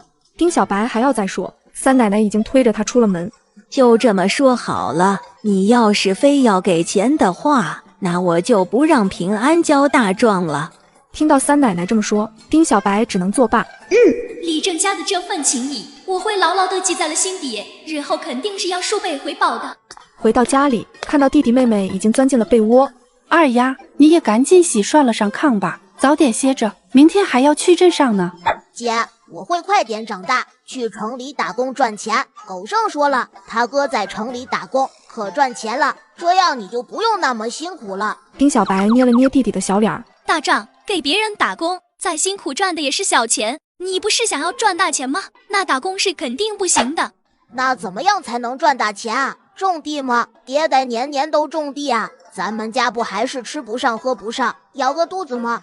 大壮，只有读书才能彻底的改变命运。你想啊，为什么读书那么浪费银钱？还有那么多的人家拼着饿肚子，也要供家里的孩子读书啊。先不说你读好了书，有可能考个状元，以后当大官，吃朝廷的俸禄米粮，管辖着一方百姓，为黎民造福，为社稷出力。就只说你学会了认字，去外面当个掌柜的或者管事，每个月3、5两的月银，你要打多少小工才能赚得回来？一个月挣人家1年还带拐弯的，你想不想？真的吗？认了字就能赚大钱了？大壮一心还在赚大钱上，只要能赚大钱，我就学认字。丁小白倒不担心小家伙眼下一门心思想着赚钱，毕竟大壮还小呢，把吃穿当成头等大事也没什么不对的。等他再大些，又读了书，他就能明白更多的事理了。到时候不用字一教，书本就能教会他该做个什么样的人。丁小白干脆直接以这个切入点鼓励他。当然，读好书肯定能赚大钱啊！书中自有黄金屋，书中自有颜如玉。大壮，以后我和爹娘、小多可就指望着你过好日子了。你可是咱们家的小男子汉啊！丁大壮自然听不懂什么黄金屋、颜如玉的，但下意识里也知道姐姐说的这个肯定是好东西，立马啪啪的把小胸脯拍得山响。姐姐放心好了，我会好好认字的，然后赚好多的银钱，咱们盖大房子买肉吃。丁小白笑着点头，姐姐相信你，不过认字很辛苦的，你可不能半路打退堂鼓，知道吗？半途而废是懦夫，姐姐不喜欢。丁大壮把小脑袋点成了鸡啄米。我才不是懦夫，辛苦我不怕，姐姐就等着吧，我会让咱家过上好日子的。你过来呀！接上回，丁小白正在诱导弟弟小壮读书能带来啥好处，突然就听到院门被开响。三叔，我是大郎，你开下门。门开，丁二所家的大儿子丁大和走了进来，他身后跟着妹妹丁小红。三叔，我爹让我和妹妹过来看看你和三婶儿。是大郎和三丫啊，赶紧进屋吧，外面齁冷的，别冻着了。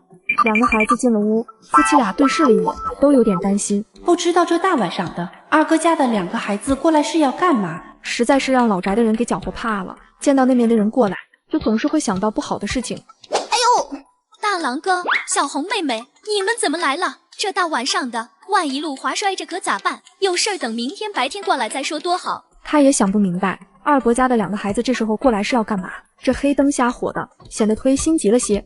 看着怯生生站在屋里的丁小红，丁小白又忍不住在心里轻笑出声。也不知道丁家老爷子是怎么想的，听听他给几个孙女起的名字，小兰、小白、小红，真是没有半点伤心的意思，要有多敷衍有多敷衍。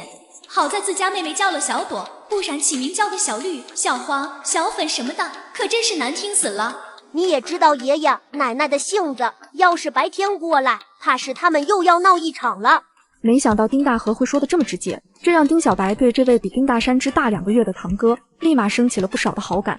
三叔、三婶儿，我爹娘让我给你们送点钱过来，家里的余钱也不多，你们别嫌少。钱不多，好歹先买点米粮，把眼前的日子挺过去。等到开春要盖房，我和爹爹也会过来帮忙的。丁三锁和李小河的眼睛立刻就湿润了，他们最知道丁老太太的为人，即便对其他的几个兄弟偏心，也绝对不会给他们留零花钱的。很明显，丁二锁让儿女把家里私藏的铜板送了过来，希望能帮着三弟一家度过最艰难的这段日子。都说锦上添花易，鞋中送炭难，不管银钱多少，只是这份心意就比多少银子都要重了。大郎，你回去替我谢谢你爹娘，心意我收下了，可这铜钱我不能收。说着话，把丁大河的手推了回去。你们家也不宽裕，万一有个急情，没了银钱哪行？你让他们别担心我们一家，我们会自己想办法的。你看现在不就有暖和的屋子住了吗？吃的用的也会有的，总会有办法。丁大河却是说什么也不肯把铜钱收回去。我爹说了，这钱一定要三叔收下，如果三叔坚决不收，那就当是借给三叔的，等三叔日后有了银钱再还也成。听到大侄子这么说，丁三锁也不好再把这份心意拒之门外了，只是铜钱揣进怀里，仿似有千斤重。你爹娘的这份心意，我和你32收下了。现在不说感谢的话，日子长着呢，总有我回报的时候。丁大河摆了摆手，不，亲兄弟不要说这样的话，我爹娘不会想要三叔说报答不报答的，他们只会希望你们能把日子过好。说完就拉起妹妹的手。天晚了，我和妹妹这就回去了。三叔和三婶多保重吧，弟弟妹妹们也要好好的。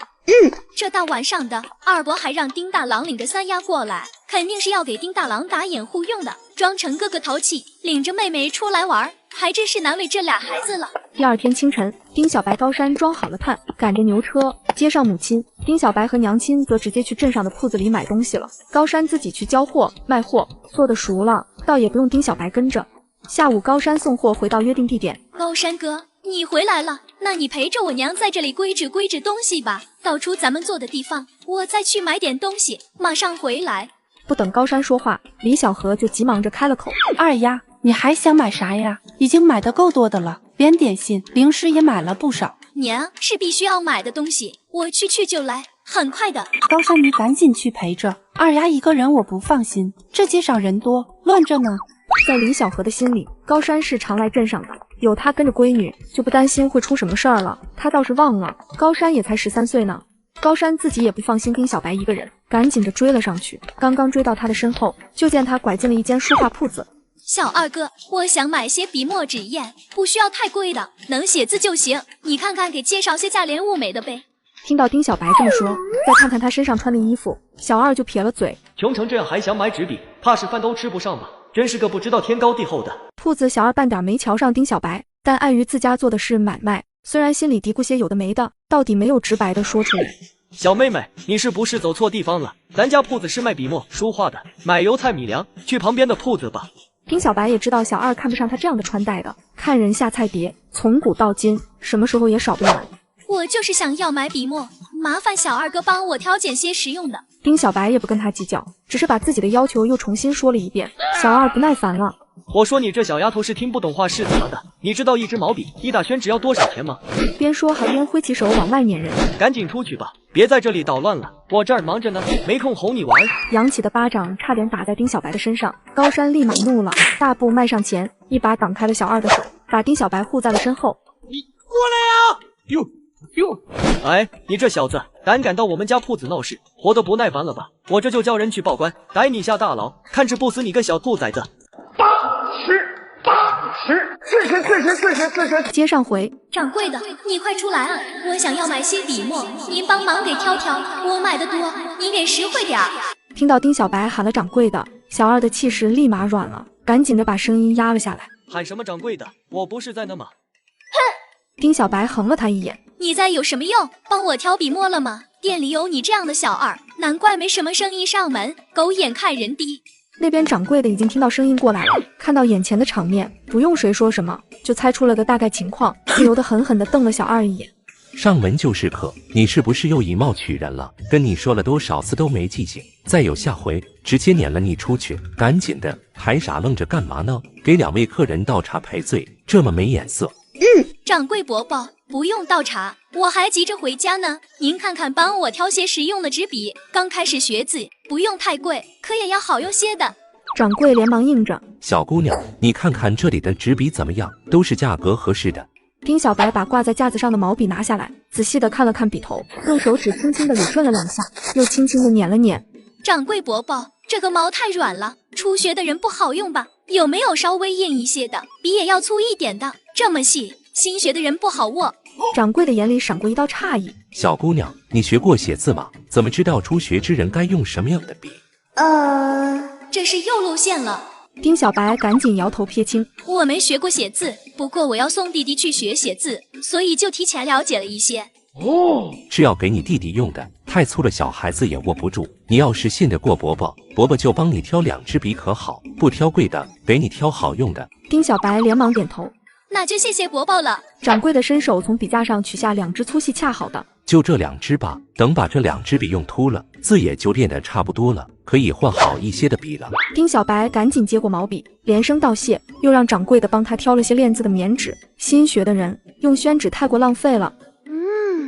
掌柜伯伯，我还要买些墨和砚台，你也帮我一起挑了吧。虽然不能挑太贵的，但墨要能晕开的，太次的不行，练不出字来。掌柜的笑了。小姑娘可真是个精明的，放心吧，伯伯保管给你挑又合用又便宜的。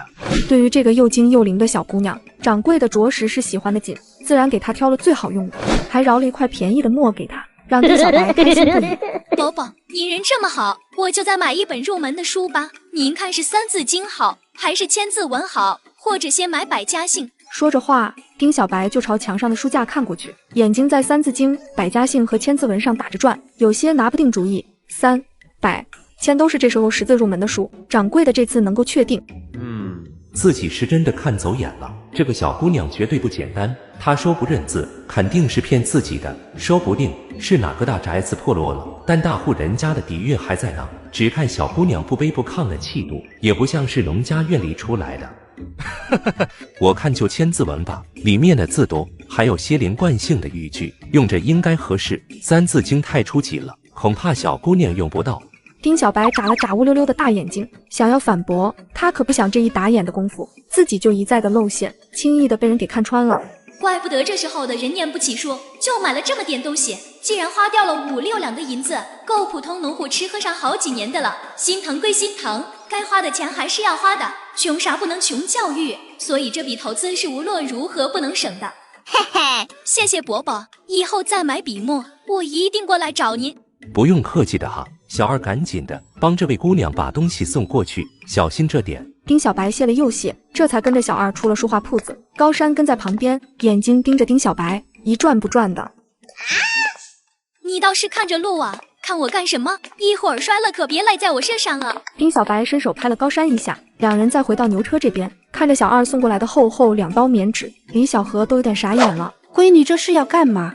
娘，这是给弟弟学字用的，弟弟以后可是小先生了。虽然心疼银钱，但是听到小先生3个字，李小河脸上的笑容就藏不住了。自家儿子也要成为读书人了呀。是得给你弟弟多买些，让他好好练字，以后考个状元，也给我和你爹脸上贴贴金。小二听到这话，刚想要习惯性的撇嘴，真当状元是那么好考的呢？整个西秦国3年也才出1个而已，可不是大风说刮就刮来的。既然东西送到了，那我就回去了，铺子里还有活计等着我呢。您几位一路好走，以后常来我们铺子光顾。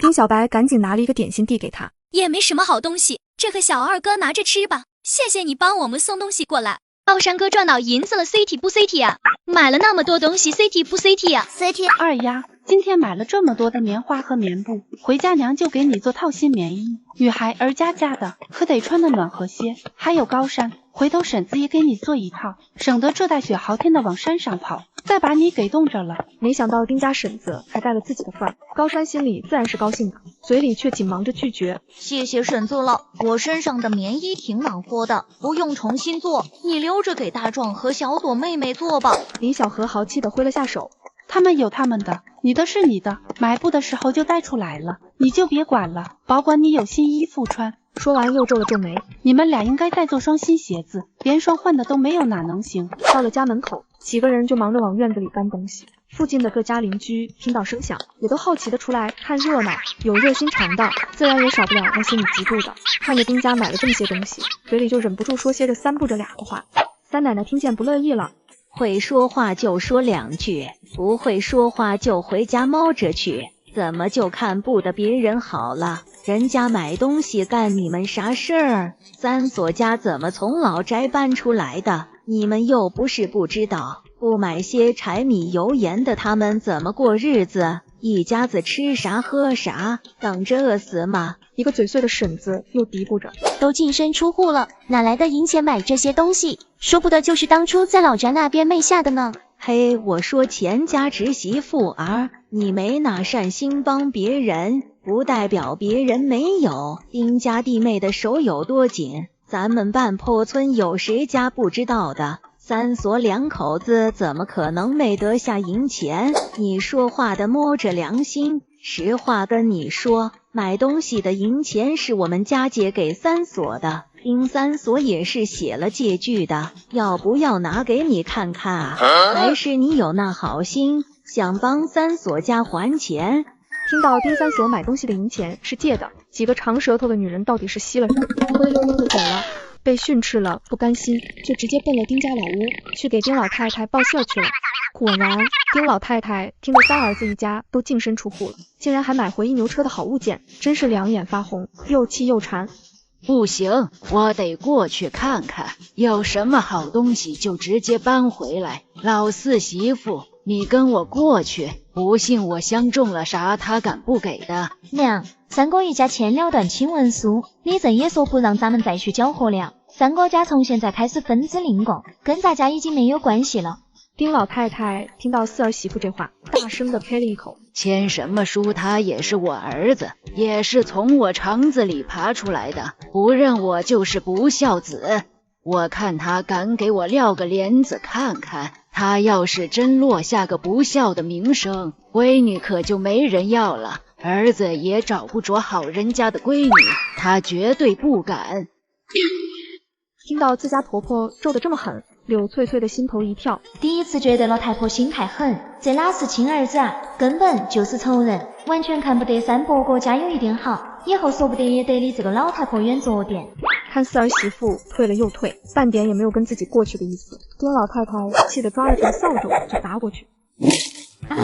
没半点筋骨囊的玩意儿，不过是让你跟我去搬点东西，又不用你出头，这点胆子都没有，熊货！那个死丫头抡2回菜刀你就怕了，不过是个8岁大的娃娃，吓唬人玩呢，咱们还治不了他了。话是这么说，想到那死丫头抡起菜刀不要命的样子，苏老太太也有点委了，咬牙切齿地道：死丫头，我早晚要她好看，要闹她自己闹去，只要不扫了自己的好处就成，我可犯不着再去惹二丫头，那真是个狠茬儿，敢下死手的。丁老太太却是惦记上了老三的家当，怎么也想不明白老三家哪来的钱，可就这么放任着他又怎么会甘心？傍晚，丁小白家请乡里乡亲来家里做客，妇人们坐在一个炕桌边，另一桌是个家的孩子，每个人捧着一个碗。小何弟妹，你是怎么把二丫教得这么好的？瞧瞧我们家那个，比二丫还大1岁呢，却赶不上二丫的1半懂事。孟嫂子，话可不能这么说，别让孩子听了心里不好受。说实话，我倒是羡慕你们家妮子，这个年纪不知愁才是福气呀。我们家二丫是操心太多，都是我们做爹娘的没用，拖累了她。丁三所家的情况，全村几乎没人不清楚的。要是没有他们家二丫头的强势，怕是在老宅那边被压得一辈子也抬不起头来。来，吃菜，这个炖肉是真香。小何弟妹的手艺是真不错，不过嫂子劝你一句，你也别想那么多，有个能干的闺女，到底也让你少操心不是？这家里家外一把手，不知道让我们多少羡慕呢。再说了，不说眼前你们2口子就享了女儿的福，就只说日后二丫若是嫁出去了，那也不是个吃亏的，少了你们多少的惦记呀。这话招人听，李小何立马顺心不少。嫂子们说的对，不过那都是几年后的事了，咱们今晚只管敞开了量吃，吃饱吃好。这男人有一个奇怪的癖好，别人恨不得和这个老太太断绝所有往来，而他却一而再再而三的往上贴。怎么了？有什么事吗？有事儿你就说呗，咱们自家人有什么不好说的？丁小白是不屑的撇了撇嘴，娘亲猜不着不等于他猜不着，这个孝顺儿子肯定又惦记起他亲娘了。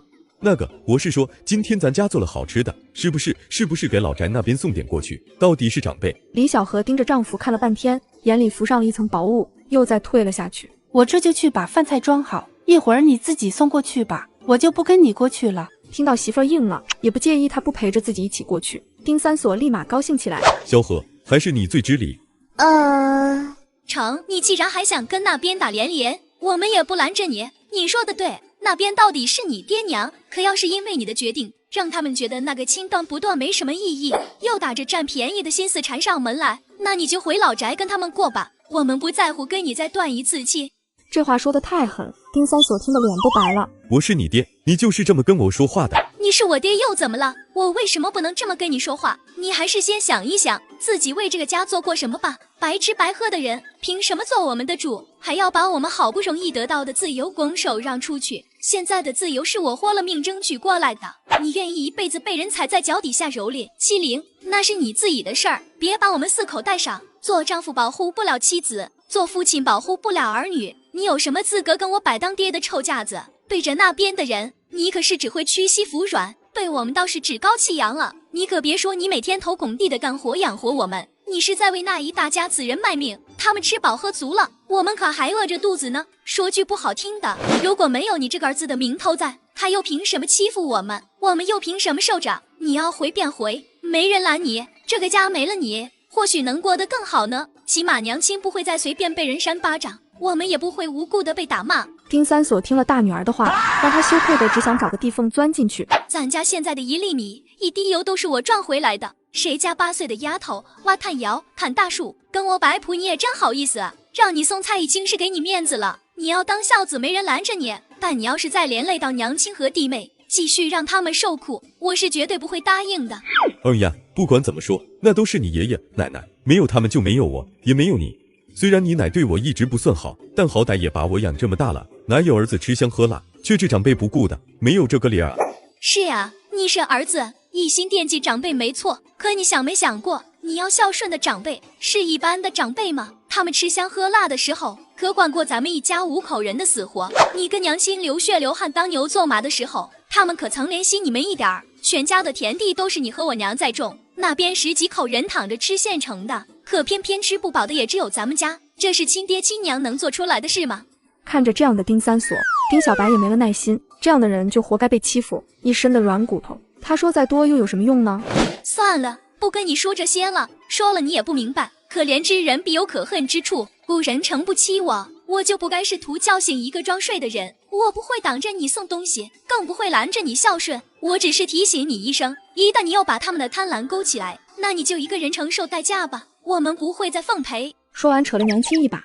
娘，咱们休息吧，明天还有很多事要做呢，天上不会掉馅饼的，咱们可没工夫操这些闲心。丁三锁一脸无奈走出院门。啊，大郎。没想到站在门外的是二哥家的大郎，丁三锁的心头不由一紧。大郎，可是有什么要紧的事？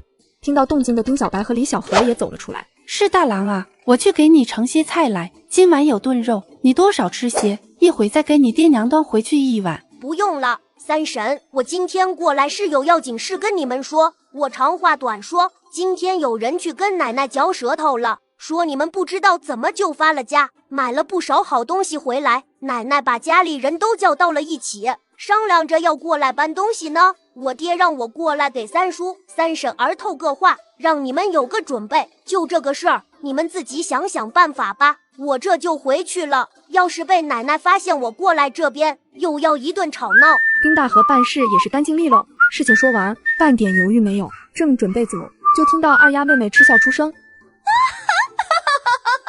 看吧，我怎么说来着？你还惦记着要给那边送菜去，不送人家还惦记呢。丁小白却感觉这药下的还是不够猛，既然打了脸，那就打得再狠些吧，省得有人总是记吃不记打。行了，您赶紧去做您的大孝子吧，我们绝对不拦着。不过我刚刚说过的话可是算数的。听到二丫妹妹的话，丁大河猛地回过头，愣眉愣眼的看向丁三锁，一脸的不敢相信。三叔，你不是要去奶奶那边吧？你们一家闹了那么大动静，好不容易才脱离出来，那边正找不着借口再跟你搭上呢，你倒还想着再回去受罪。果然是旁观者清，大河哥都看明白这里头的弯弯道道了，也就你一个人还看不透。既然你非要羊入虎口，我们也真拦不住。我是不是他捡来的？他为什么要这么对我？怎么就看不得我过舒坦日子呢？我到底做错了什么？你这是怎么了？没事啊，这不是还有我呢吗？李小河用力拍了2下丁三锁的脸，想让他回神儿。你别想那么多，他又不是今天才这么对你，他不要你我要你呀，还有咱们的孩子，我们都会陪着你的，一直陪着你。丁小白冷眼看着，半点也没有过去安抚的意思。一个大男人过了20几年备受欺凌的生活，却还是看不清那点事，又有什么值得可怜的？什么受苦受难都是他自找的，自己也不过刚刚穿过来半月有余，还不是把日子闹了个天翻地覆，把自由抓在了自己手里。爹，我觉得吧，你最好还是重新开一块地，老宅后面那块地不稳当，别辛苦了一63遭，却白费了力气。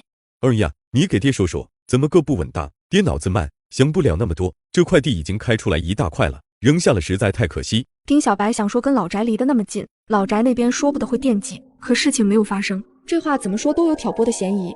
何况眼前这位还是个大小子，自己要是说多了，他免不了又会觉得自己是因为对老宅那边有偏见，故意说些是非。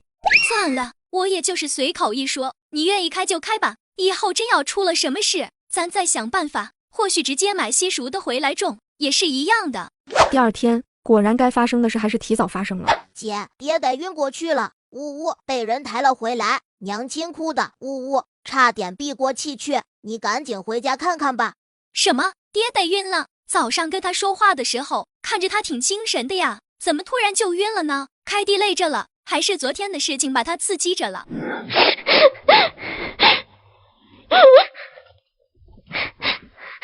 老头子，三锁这么半天还没醒过来，让富贵讨车去请郎中吧，别再给耽搁了。三婶儿，你先别哭了，瞧把小朵都给吓着了。三叔晕着，家里就指着你呢，二丫没在，不是还有我们帮忙呢吗？丫头，你回来的可太是时候了，还想着上哪儿去找你去呢？娘，出什么事儿了？我爹怎么样了？丁小白走到床边，看着躺着床上晕迷的男人，胸部起伏均匀，呼吸却略微有些缓慢。娘，我爹肯定没事儿，你别担心。丁小白直接伸手按上了爹爹的人中，他也不知道管不管用，先试试再说吧，电视里都是这么演的。哎呦，真是的，我们怎么就忘了给三锁掐人中啊？全都给吓懵了，倒让二丫一个孩子想起来。可不是，一屋子大人都没一个顶事儿的，帮忙都没帮到正地方，也真是够没用的。哎呀，醒了，三锁，三锁。我这是怎么了？还怎么了？你晕过去了呗，怎么叫也叫不醒，可把我们大伙儿都给吓坏了，真怕你就这么过去了。要不是你们家老太太嚎了那么一嗓子，又凑巧被人听到，真不知道你会怎么样。谁能想到你晕倒在地里呀？你也算是个有福气的。想着当时丁大锁扔下昏迷的弟弟，飞快地跑走了，连老娘都顾不上，李正真是气得心肝肺都疼。可看着丁三锁现在这副脆弱的样子，这话到底被他压在了舌头底下，不敢在这个时候给他添堵。这是怎么话说的？醒了是好事儿呀，可不带哭的，是不是哪里难受啊？要不还是去请郎中吧。李正叔儿，我不想活了呀。爹，到底出什么事儿了？你怎么会无缘无故晕倒的？是不是我奶那边又出什么幺蛾子了？都是村里的乡亲，有什么事儿不能说的？正好三爷爷在这儿，准能给咱家做主。男人并不回答，只是个哭个没完。丁小白心里的预感就更加强烈了，事情必定是有关丁老太太，那是亲娘，这个男人才没脸说出来。大男人有事儿说事儿，怎么还不如个孩子呢？有我在，不会白看着你受欺负的。丁三锁赶紧用袖子堵住了嘴，好一会儿才把抽噎咽了回去，泪眼朦胧地看向李正，明显心里有些挣扎。有话就说，我们知道是怎么回事了才能给你做主，你也没必要遮着瞒着的。就你们家这点事，村里乡亲哪有不知道的？你还怕被谁听去了不成？对于丁家老宅那边，李正真是越来越看不上，亲儿子摔在地上，亲娘和大哥却都是立马就逃了，完全没有要救人的意思。李正说，我今天去开荒地，结果我娘领着大哥等在那儿，说那荒地是用他们家的农具开的，那地得归他们家。归他们家？你和侄儿媳妇刚开的荒地，他怎么也想不出，怎么会有人这么不要脸？真不知道他家日常维持的那些好名声有啥用，只要虐待儿子媳妇这个名头坐实了，谁还敢嫁女儿去那样的人家？谁又敢娶了他家的女儿过去？没断亲也是分家了啊，农具是分给你们的，那就是属于你们自己的东西，怎么就是他家的了？我娘说那是我爹硬要给我的，她没同意。分家的时候可没说包括这些农具。丁小白连不要脸都懒得骂，老宅的人为了榨干他们一家，真是无所不用其极，根本就是半点脸面也不想留了。算了，不过是才开出来的那么一丁点儿的，不要就不要了，以后咱们开得离他们远点就是。因为心里早有准备，丁小白倒是没觉得这事儿有什么接受不了的，没在秋收的时候才来闹，自家都算是占便宜了。森爷爷，能不能给我加个准话？我们家可以买下哪块地做宅基地，以后我们就在自家宅子的附近开荒垦地，用的都是自家的农具，想来老宅那边也就没话说了。眼下趁热打铁正是好时机，抓紧机会博同情，若是能把宅基地和田亩定下来，可就是意外之喜了。丁小白早就相中了一块地，就在高山家房子正对着的山脚下，好大的一片空地，跟谁都不挨着，真是没有再好的了。村子里是没地儿了，村头外边也不好建房子，那就在村尾挑吧。出了村子往西，你们家无论相中哪儿块地，只要是没准的，我都应你。真的可以让我们自己选吗？那可太好了。森爷爷，我想要村尾出去，山脚下大红松树边上的那块地。山脚这片都是浅林子，很少有那种粗壮参天的大树，偏偏有一棵大红松树长得茁壮茂盛。丁小白一说，大家就知道是哪儿了。我是想着吧，既然要建房子，那不如直接挑块开阔点儿的地，就算现在没钱建大房子，留着以后扩建也好啊。看李正半天没回应，丁小白就拧紧了两只手，一副有点无措的惊慌模样。森爷爷，是不是我说错了什么？还是那里有人家定下来了？没有，没人定下来，我就是觉得吧。哦呀，咱家也就5口人，哪用得着这么大块地方建房子了？屋子大了自然费银钱，不只是买地要花银子，青石、土坯、木料这些也是又费工又费力，而且屋子多了闲置着也没用啊。这块地已经出了村子，比在村里买地要便宜上好多，自然是多买些才划算。以后大壮结婚生子，给你和娘亲生上10个8个的孙子。屋子小了哪能装得下？到时候再想买宅基地，可不知道能不能买得着了。李小河听到10个8个孙子，一下子就来了精神。还是二丫想的周到，是得盖个大点的房子，不然住不下可咋办？就买个大的。而且这地儿空旷，没人争抢，院子可以围大一点，到时候不管是种菜还是种花，都随咱们自己的心意，多好啊！三爷爷、太爷爷，等我家起了房子，往外捐院子不用花银钱吧？是不是跟开荒一个意思？这个当然是不用再花银子的，只要没挨着左邻右舍就行。谢谢三爷爷，虽然得花银钱，我还是想把这块地买下来，即使眼跟前儿还建不起大宅子，留着以后慢慢建也好啊。不怕1万就怕万一，万一日后有别人也相中了这块地方，然后买走了，我家就算有能力扩建也没办法了，那多可惜，不能冒这个险。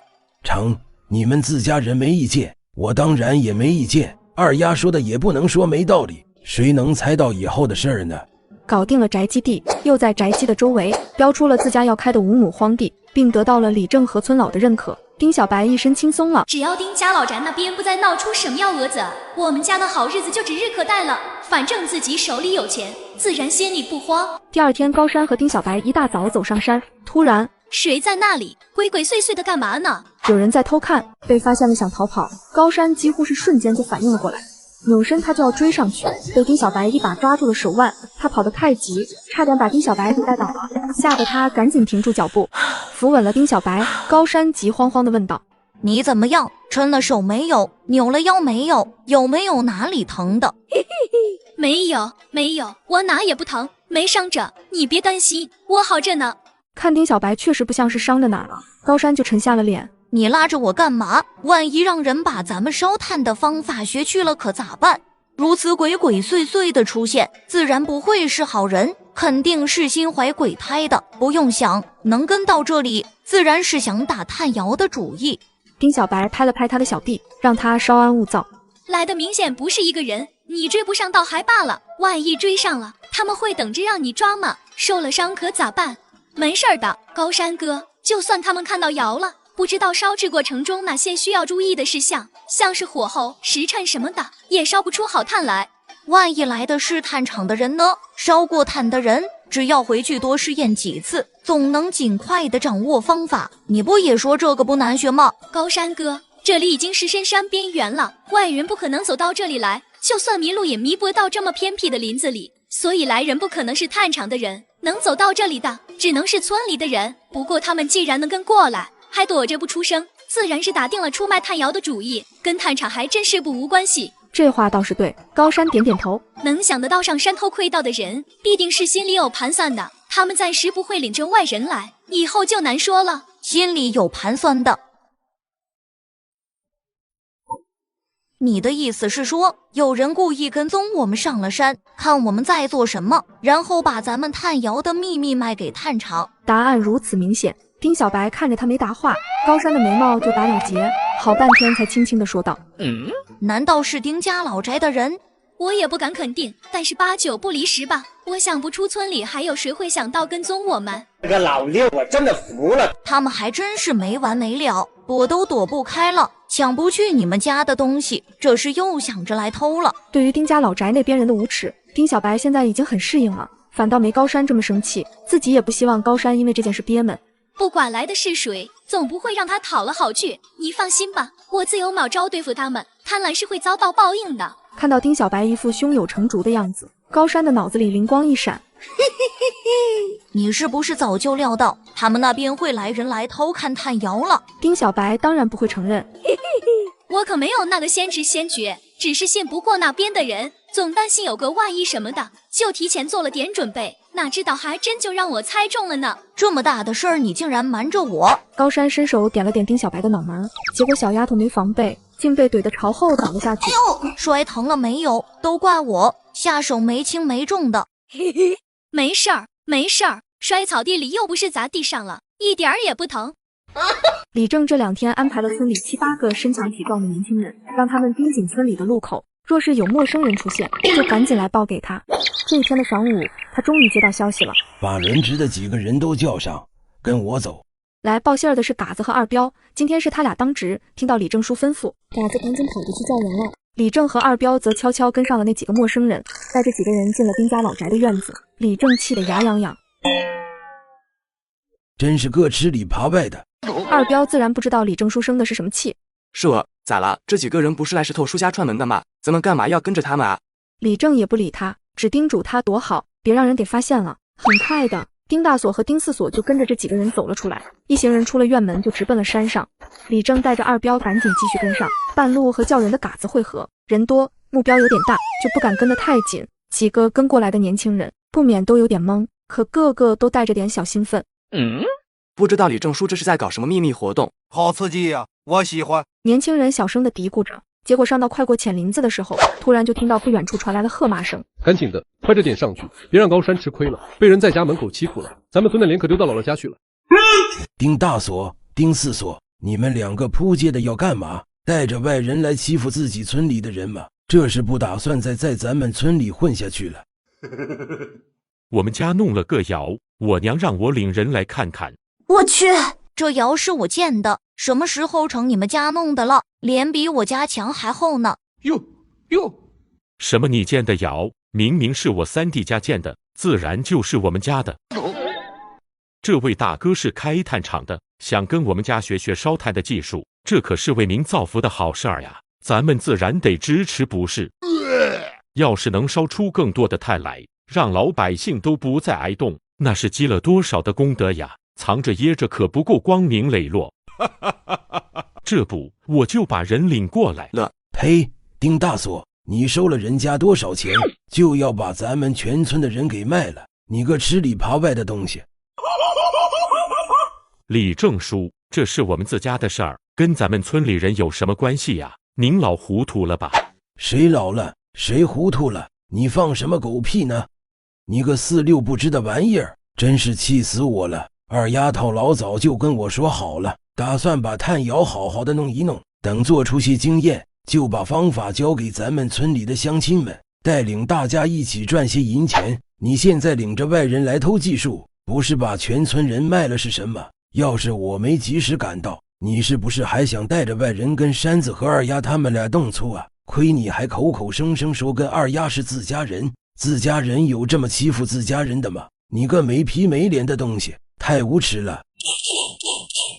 没想到李正会直接动手，丁思索吓得立马就躲到了那几个陌生人身后。你躲什么躲？现在是个什么情况？不是说你们自家的买卖吗？我可告诉你们俩，收了我们的银钱，别想着事情就这么算了。这是我们买炭窑的合约，我不管你们怎么解决这件事儿，这个炭窑现在归我们了，你们的事情你们自己处理。丁家老宅可是真够狠的，下手竟然还是不留半点余地。他买他的炭窑跟我们有什么关系？你管他要去就好了。这个炭窑是我们的，我们也是报备给李正了，所以谁也别想动。签了回约还有不好使的吗？小姑娘，你这么说可就不对了。他们两个收了我们的银钱，说了带着我们过来看炭窑，以后炭窑就归我们了，这可是有白纸黑字的证据。行了，你要是这么说，明天我也带着人去你们炭厂，说那个炭厂让我卖了，也拿张破烂纸当证据，你们的炭厂可就成别人的了。我给丁三所家作证，这个炭窑是丁三所跟老宅断了亲后自己开的，在我这里报备过了，还说等着做熟年了就把技术交给村里，所以现在这个炭窑不只不是丁家老宅的，它还是属于整个半坡村的，我看看谁敢拿走。虽然炭窑简陋到不行，知道他是真能出银钱的，不然丁三所家也不可能那么快就还上了自家借给他们的银钱，还置办了那么老多的东西。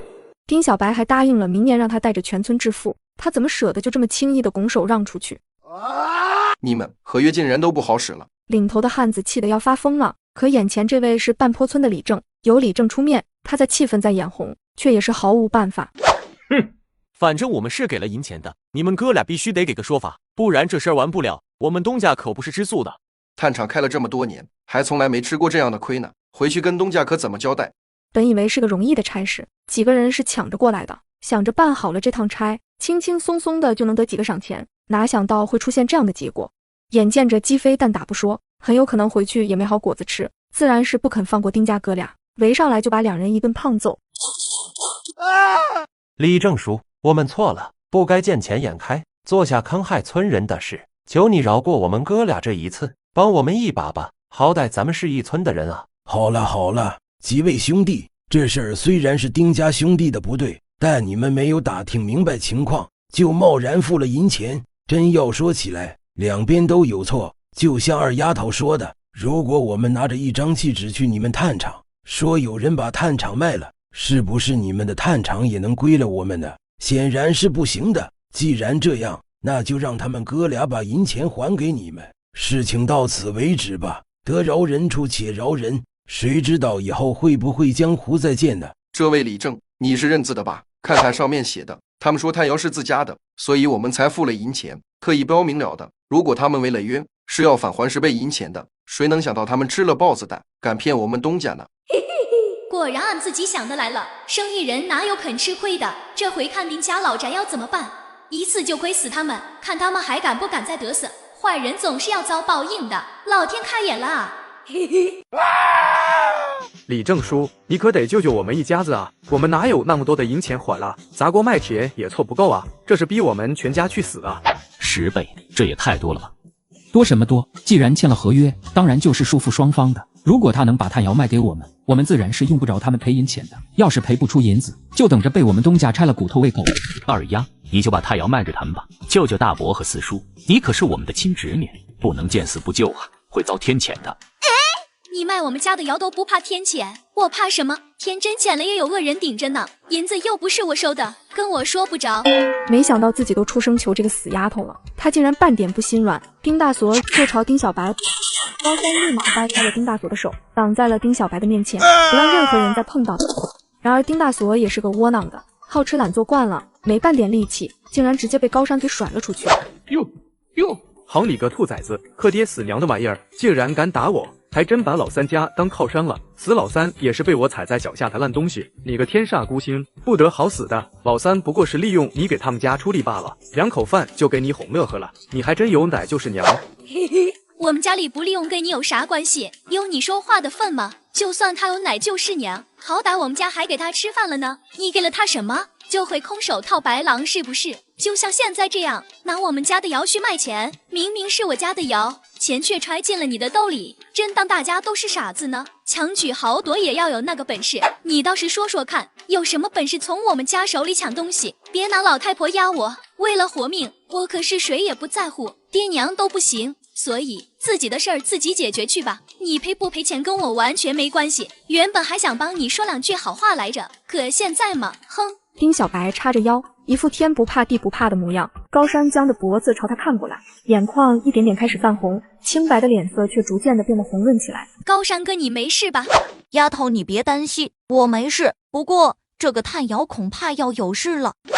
说完，就见高山拎起了手边的镐头，半点没犹豫的对着炭窑就砸了下去。行了，这下子谁也别惦记了，有能耐的就自己回去古道吧。我和二丫头就不奉陪各位了。丫头，走，我们下山。我刚刚就是这么想的，大不了砸了窑，一了百了。没想到高山哥会比我先动手。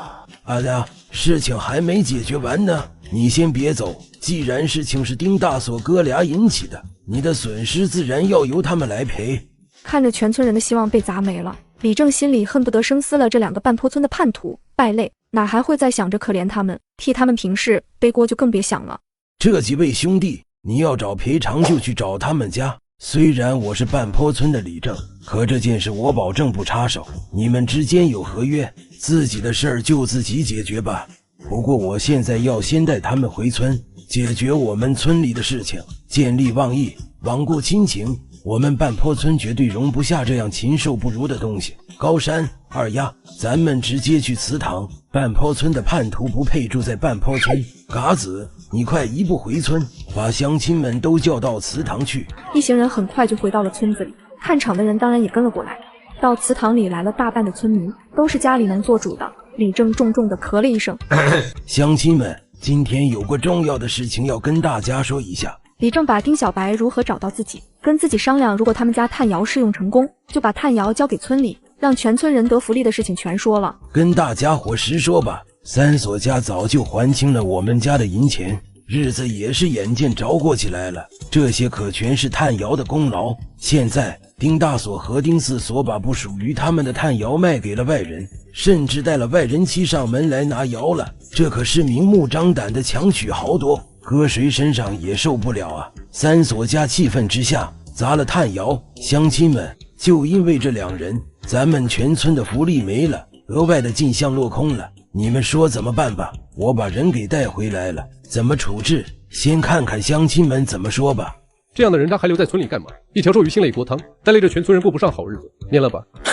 让他们家在咱们村里住下就是个错误，说不定当初他们就是被原来的村子赶出来的呢。一家子祸害，赶紧撵出去吧，省心。也不能这么说，歹猪出好手，三锁一家就是好的，能想着替咱们全村人琢磨进项，咱们可不能忘恩负义。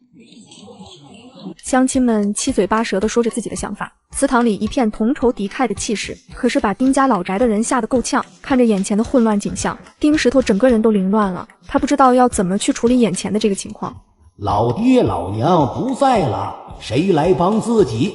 好一会儿，他才像想起了什么似的，抖着手去捅自己的二儿子。二锁，赶紧的回去找你娘，咱家要被赶出村去了。注意看，这个老太太欺负起三儿子来，可是半点不带手软的。前些天差点没把三儿子欺负洗，现在又打炭窑的主意。接上回丁二锁把丁老太叫了过来。李正兄弟，老大和老四也是为了给家里添个进项，他们也没有想到老三是想把炭窑交给村子里呀。也怪我和孩子爹没有把孩子看紧了，要是早知道他们动了这样的心思，怎么也得拦下来。老三到底是自家兄弟呢，就算炭窑没打算给村里，那也是他一家养家糊口的来源，哪能就想着给卖了呢？丁老太太直接把自己摘了个干净，想着这样才能有机会替两个儿子说话，更能表示卖炭窑这事，没有想让全村断了财路的意思。咦，他说不该惦记老三家，到底是亲兄弟，这话谁信呢？李正兄弟，你给他们一次改过的机会吧，我和孩他爹回去好好管教，再不让他们犯这样的糊涂了，你帮着跟乡亲们说说好话。乡亲们都是穷给闹的，俩孩子也是想帮帮家里，并不是诚心坑了大家伙儿的。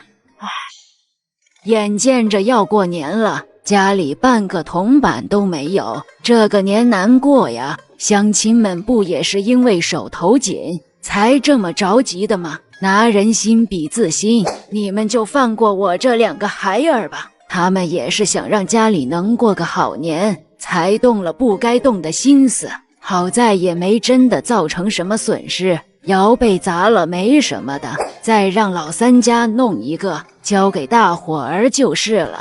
啊，对，不得不说，丁老太太的一番唱念做打，到底是让大部分村人心软了。何况她最后还给出了一个似乎是很好的弥补办法。俺也一样，俺也一样。也是的，都是穷闹的。既然没闹出什么大事儿，那就算了吧。就是，也没真的造成什么损失。让三所再弄个窑教咱们不就行了吗？怎么，我们家的窑被人平白无故的卖了？合着大家伙就打算睁只眼闭只眼的过去了？你们口口声声的说没有损失，大不见小不见就算了，真是好笑。是你们没有损失吧？站着说话不腰疼？那窑可是我们一镐一镐刨出来的，我们一家人磨出了多少血泡才弄出了那么一个？我们家的损失又该怎么算？都睁着眼看热闹，想一分力不出就拿到好处，天下哪有那样的没事儿？把我们一家当傻子呢？这么好糊弄？C 爷爷，我只要您一句公道话，那边拿了卖窑的钱坑了我们一家子，这边却是等着秦县城的福利看热闹，我们家又该怎么办？还有我们，太阳说好了卖给我们，我们也是花了真金白银买的，现在却说要交给你们整个村子的人，拿我们东家当猴耍呢，违约要赔10倍的银钱。这哥俩是你们办坡村的人，李正你也得给句话，我们也好办事儿不是？个个都让李正给句公道话，真是一个头2个大。他也没想到啊，村里人3言2语就被丁老太太给蛊惑了，转眼间就站到了丁老太太的阵营里。我也没什么说的了，炭窑是3所家的，他们愿意帮助村里的乡亲，那是他们一家善良大度，不帮也是做人的本分。既然大家也觉得这是可有可无，3所家帮不帮的无所谓，以后大家伙就别惦记了。3所家以后开不开窑都跟咱们没关系。至于这几位兄弟，杀人偿命，欠债还钱，这是天经地义的事。既然你们有合约在，那照着合约办就是了，我们村子是不会插手的。有了李征这话就好办了，炭窑的人直接抓住了丁家2兄弟。走，带我上你们家去，拿了10倍的银钱算完事，若是拿不出，就带你们去见官。嘿嘿，到时候可别怪我们兄弟心狠手黑，蹲大牢是轻的，看不薄了你们2层皮，再拆了你们的骨头。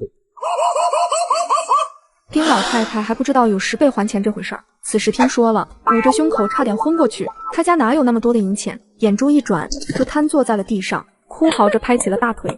要死了啊！我们老丁家的窑我们还卖不得了，你个死贼人，贱骨头！看着有人想害死你兄弟，你半个屁都不放，还算是人吗？你个丧尽天良的！原本还想着为自家兄弟说情的丁3所，听着老娘的一番哭骂，眼睛都快要瞪得脱眶了。这个人真是自己的亲娘吗？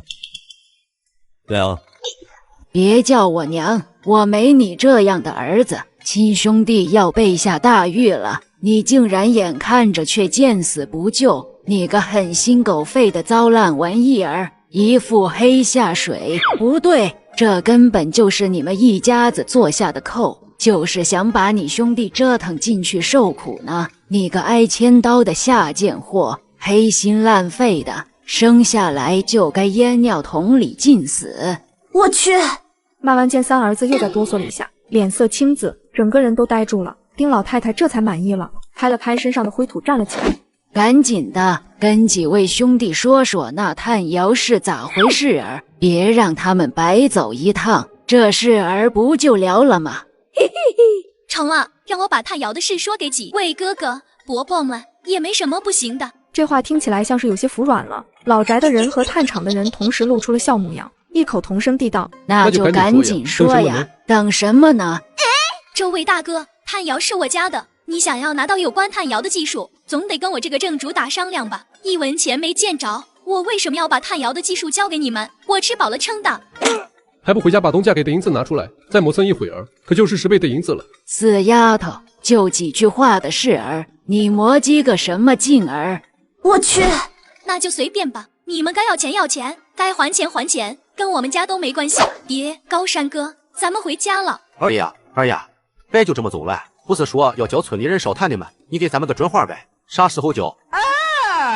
就是，有钱大家赚嘛，藏着掖着的可不好看，何况说出去的话泼出去的水，可是有理正做保的。唉，真是一群贪得无厌的。我家的窑没了，砸烂了，我没办法教你们了。看这家的大哥和四弟觊觎自家的炭窑，老太太为了救他们，反倒把老三家说成杀千刀的。更让人意想不到的是，村里的乡亲们没拿到好处，还上演了明抢戏码。炭窑砸了有什么大不了，就再重新建一个呗。说了教我们的，不能说话不算数呀。个别村民也都一脸期待地看着丁小白，似乎都在等着他给出一个准确的答复。李正抚了抚额头，心里那点为村民谋福利的心思淡到了天边去。这样的乡亲，别说是丁小白了，他也是看不上的。这话你们还真好意思说？你们谁家有了赚钱的门道，恐怕也不会摊开来给大家伙说吧？任三所家有那个心，那是大善，是心疼大伙儿。可你们呢？重建一个窑干嘛？建起来在等着被人卖吗？真当三所一家是傻子呢？建了让别人捞好处啊，多明显的事儿，可不就是把三所一家当傻子吗？踩了人家卖好，还想人家叫手艺，亏不亏心呐？又不是我们一家的好处，全村的人都得，是大家的福利，我们惦记些怎么了？陈嫂子一张脸涨得紫红，骚得不行，忍不住上前一步骂道：你们凭什么惦记呀？二丫家是欠你们了还是咋的？凭什么他们一家被欺负了，你们不光看热闹，还替欺负他的人说话，回过头又要他们一家分你们好处，脸呢？骂了的乡亲们一大半也都是红了脸，心虚的很，可到底还是不甘心。你别站着说话不腰疼，我就不信你心里不惦记，以为这时候说好话，二丫头就能把炭窑的秘密偷偷告诉你了。做梦吧，有理正在，炭窑的手艺就是大家伙儿的，谁也甭想独吞了去。就是三所家自己想保密，那也是不成的。合着我家糊口的手艺，还非得上赶着教给你们，不教还不行啊！这是哪家的规矩？就算是割头拜师，手艺都不见得能学全，师傅还要留一手保命呢。我们家凭什么就得白教给你们啊？真想问一句，你们家里的银钱，我若是开口就要，你肯给吗？手艺就是银钱，这个道理你们不会不懂吧？对，丁家的炭窑自然是丁家的，就算有我这个李正在，也不能抢了人家的窑说是村里的。我要真那么做了，跟丁家这两兄弟又有什么区别？不过是他们赚了好处归了自己，我赚了好处平分给了乡亲们罢了，都是抢了人家的东西，只不过我没攥在自己手里而已，本质上没什么不一样的。说实话，我真没那个脸，都散了吧，各回各家。三所，这次是树儿对不住你，没把事情处理明白，白费了你们一家的心意。没关系的叔。怎么回来的这么快？村里出啥事儿了？李正把大家伙儿都叫到祠堂去了。小何，这次我是真的放下了，我也不是那没脸没皮不长心的人，他们一再的伤我，这次算是到头了。说着话就有点哽咽，强压着情绪，把祠堂那边发生的事情都跟媳妇学了一遍，半点没瞒着。一直都以为村里的乡亲们都是淳朴的，没想到竟然会做出如此厚颜无耻的事来，这跟明抢有什么区别？果然是财帛动人心呀！算了，既然没人领情，咱们又何苦做那费力不讨好的事？以后就自己过自己的日子吧。值得帮的咱们就帮一把，不值得咱们伸手的，咱们也不必多管。谁也不是挨了骂还不记仇的。这话真是说到丁小白的心坎里去了。爹娘要是早有这样的认知，何苦被人欺负了这么多年？爹，这回窑也没了，咱家也没什么可忙的了，你就安安心心的琢磨你的家具吧。给我和妹妹做2个漂亮的箱子，要雕漂亮的花儿，还要一个挂衣服的柜子，再加一个梳妆台。爹，我也要个柜子，你给我雕个竹子花样的。好，都做。还有二丫，你不用担心爹，爹这回是真的想开了，不会再为那边的人伤心难过了。没谁是挨过10回巴掌还不嫌疼的，那得多没记性啊！咱家的炭窑真的不弄了吗？那家里的进项不是断了？不弄了，原打算多烧些炭攒着，天年根或许还能再赚上一笔，可看眼下想赚也安生不了，还是算了。不过没了炭窑还有别的，赚钱也不只有那一条路子。我这回去镇上就是想看看还有什么别的机会没有。对于炭窑被砸，丁小白倒是没什么心疼的，能让丁家老宅闹个鸡飞蛋打，才是让他最开心的事儿。坏人就该遭报应。还有帮村里创收的事儿，之前我还担心万一效益不好，自己会不会落下埋怨，现在也一身轻了，真是没有再好的了，就到这儿吧。大壮，你看着妹妹些，姐姐回来给你们买好吃的。姐姐放心去镇上吧，小朵听话呢？我听哥哥的话，姐姐快去快回。我想吃麦芽糖，姐姐给我买吧。这个时候哪有麦芽糖？姐姐给你买糖葫芦吧。糖葫芦是什么东西？好吃吗？丁小朵好奇地问着，然后咂巴了2下嘴。姐姐说好吃的东西一定错不了。被妹妹这么一问，丁小白眨了眨大眼睛，仔细地回想了一下，他去了镇上几次，好像真没看到有卖糖葫芦。可我记得看到过有卖山楂果的呀。对了，是在药铺里看到的。看来这时候的人还只是拿山楂当药用，是不是不知道山楂果也是可以当水果零食吃的呀？高山哥，除了做药，没有人吃山楂的吗？原本也有人采来吃，不过山楂那么酸，又有别的水果可吃，渐渐也就没人吃它了。只要铺里还有卖，听说熬煮了可以治小儿积食。原来是这样，不过只要有山楂果就成，没有现成的糖葫芦他可以自己做。行了，姐姐去镇上买山楂果，回来给你们做糖葫芦，保证你们吃了这回想下回。说完，高山带着丁小白往镇上走，突然碰到卖炭窑的佟大彪。你的炸药回来了。老寨那边说没现银，丁家兄弟给我们打了10倍还钱的欠条。不过佟大彪皱了下眉，到底还是多了句嘴。丁姑娘，你们家就是那边的3房吧？那边好像商量着要去你们家要钱还债呢，你小心着些。是没有再恶心人的了，老寨那边还真是没完没了，记吃不记打的货。正好你啥时候回炭厂，我和你一起回去，有笔生意想跟你们东家谈谈。这么顶点个小姑娘，有什么生意可谈的，还要跟自己东家谈？开玩笑呢吧？虽然怀疑到底还是领着丁小白去见东家。丁姑娘，咱们不用进炭厂的，那再走个3、5步，看到那个院子了吗？我们东家歇在那了。佟大彪领着丁小白和高山进了院子。眼前这人明显年纪不是很大，仔细看应该不会超过22、23岁，却因为留的那一绺胡子，让年纪往上飘了飘，一身穿着倒是干干净净的。见过秦东家。丁小白朝着上手的人轻施一礼，在路上的时候，他就已经跟佟大彪打听过这位东家的姓名了。好说好说。秦龙飞半点没怠慢，抬手一抱拳，眼神也跟着瞬间亮了起来。这个小姑娘有点意思。听大彪说你想跟我谈点生意，我倒是有点好奇，你有什么生意要跟我谈的？秦东家，您不是想要买炭窑和烧炭的技术吗？我要跟你谈的就是这个。小丫头，你家的窑我已经花银子买了，你这是想要来卖2遍，真当我秦龙飞是冤大头，让你们丁家人耍着玩儿呢？秦东家，您这话才是跟我开玩笑的吧？早就听说您做生意一向眼睛雪亮，怎么可以拿这话来诓我一个小姑娘？丁家哥俩收了你的钱不假，但那是他们和您的生意，跟我没关系。现在的情况是，丁家兄弟收了钱却没有卖给您，不然佟大叔上哪去收那10倍的欠款？我是炭窑的正主，我的窑我说了算。现在送上门的生意您是不想要了，那行吧，既然您没有诚意，就当我这趟没来。丁小白也不废话，转身就朝外走。哟，小丫头脾气还不小，我的弟儿是你想来就来，想走就走的。果然是草莽英雄，我还真当秦东家如传闻那般仗义公道呢，原来也不过是传闻而已。在我的地盘上还敢这么跟我说话，胆子不小啊！看来你是不知道我秦龙飞的手段。秦龙飞对丁小白的兴趣又在上涨了几分，不过他还不想就这么放过小丫头，这么点个丫头倒是激起了他的胜负欲，是怎么回事？这年头小孩子都成精了不成，一个两个的都赶到我眼跟前而嘚瑟了，是我老了吗？哼，两国交战还不斩来使呢，我们做什么了？你就在这儿喊打喊杀的，我不过是来跟秦东家谈个生意，你想谈就谈，不想谈就算，嘚瑟2个字从何谈起？我没那个资本，秦东家也不必平白安在我身上。秦龙飞用力地拍了2下巴掌。好样的，巾帼不让须眉呀！不对，应该说自古英雄出少年，这么小的年纪就能有这样的气魄，真是不错。赶紧的，不是要跟我谈生意吗？来这边坐，我看看你要怎么跟我谈。我可跟你说，想占我的便宜可是没那么容易的。男人的态度转变得有点快，连一向镇定的丁小白都有点懵了。不过他可是半点没犹豫，直接就跟了上去。人家都夸他有气魄了，他可不能丢了自己的脸。要谈就谈，本姑娘还会怕了你不成？林姑娘是吧？刚才多有失礼，还请你见谅。这么小的年纪就要跟我谈生意，我多少也要考量一下的，你说是吧？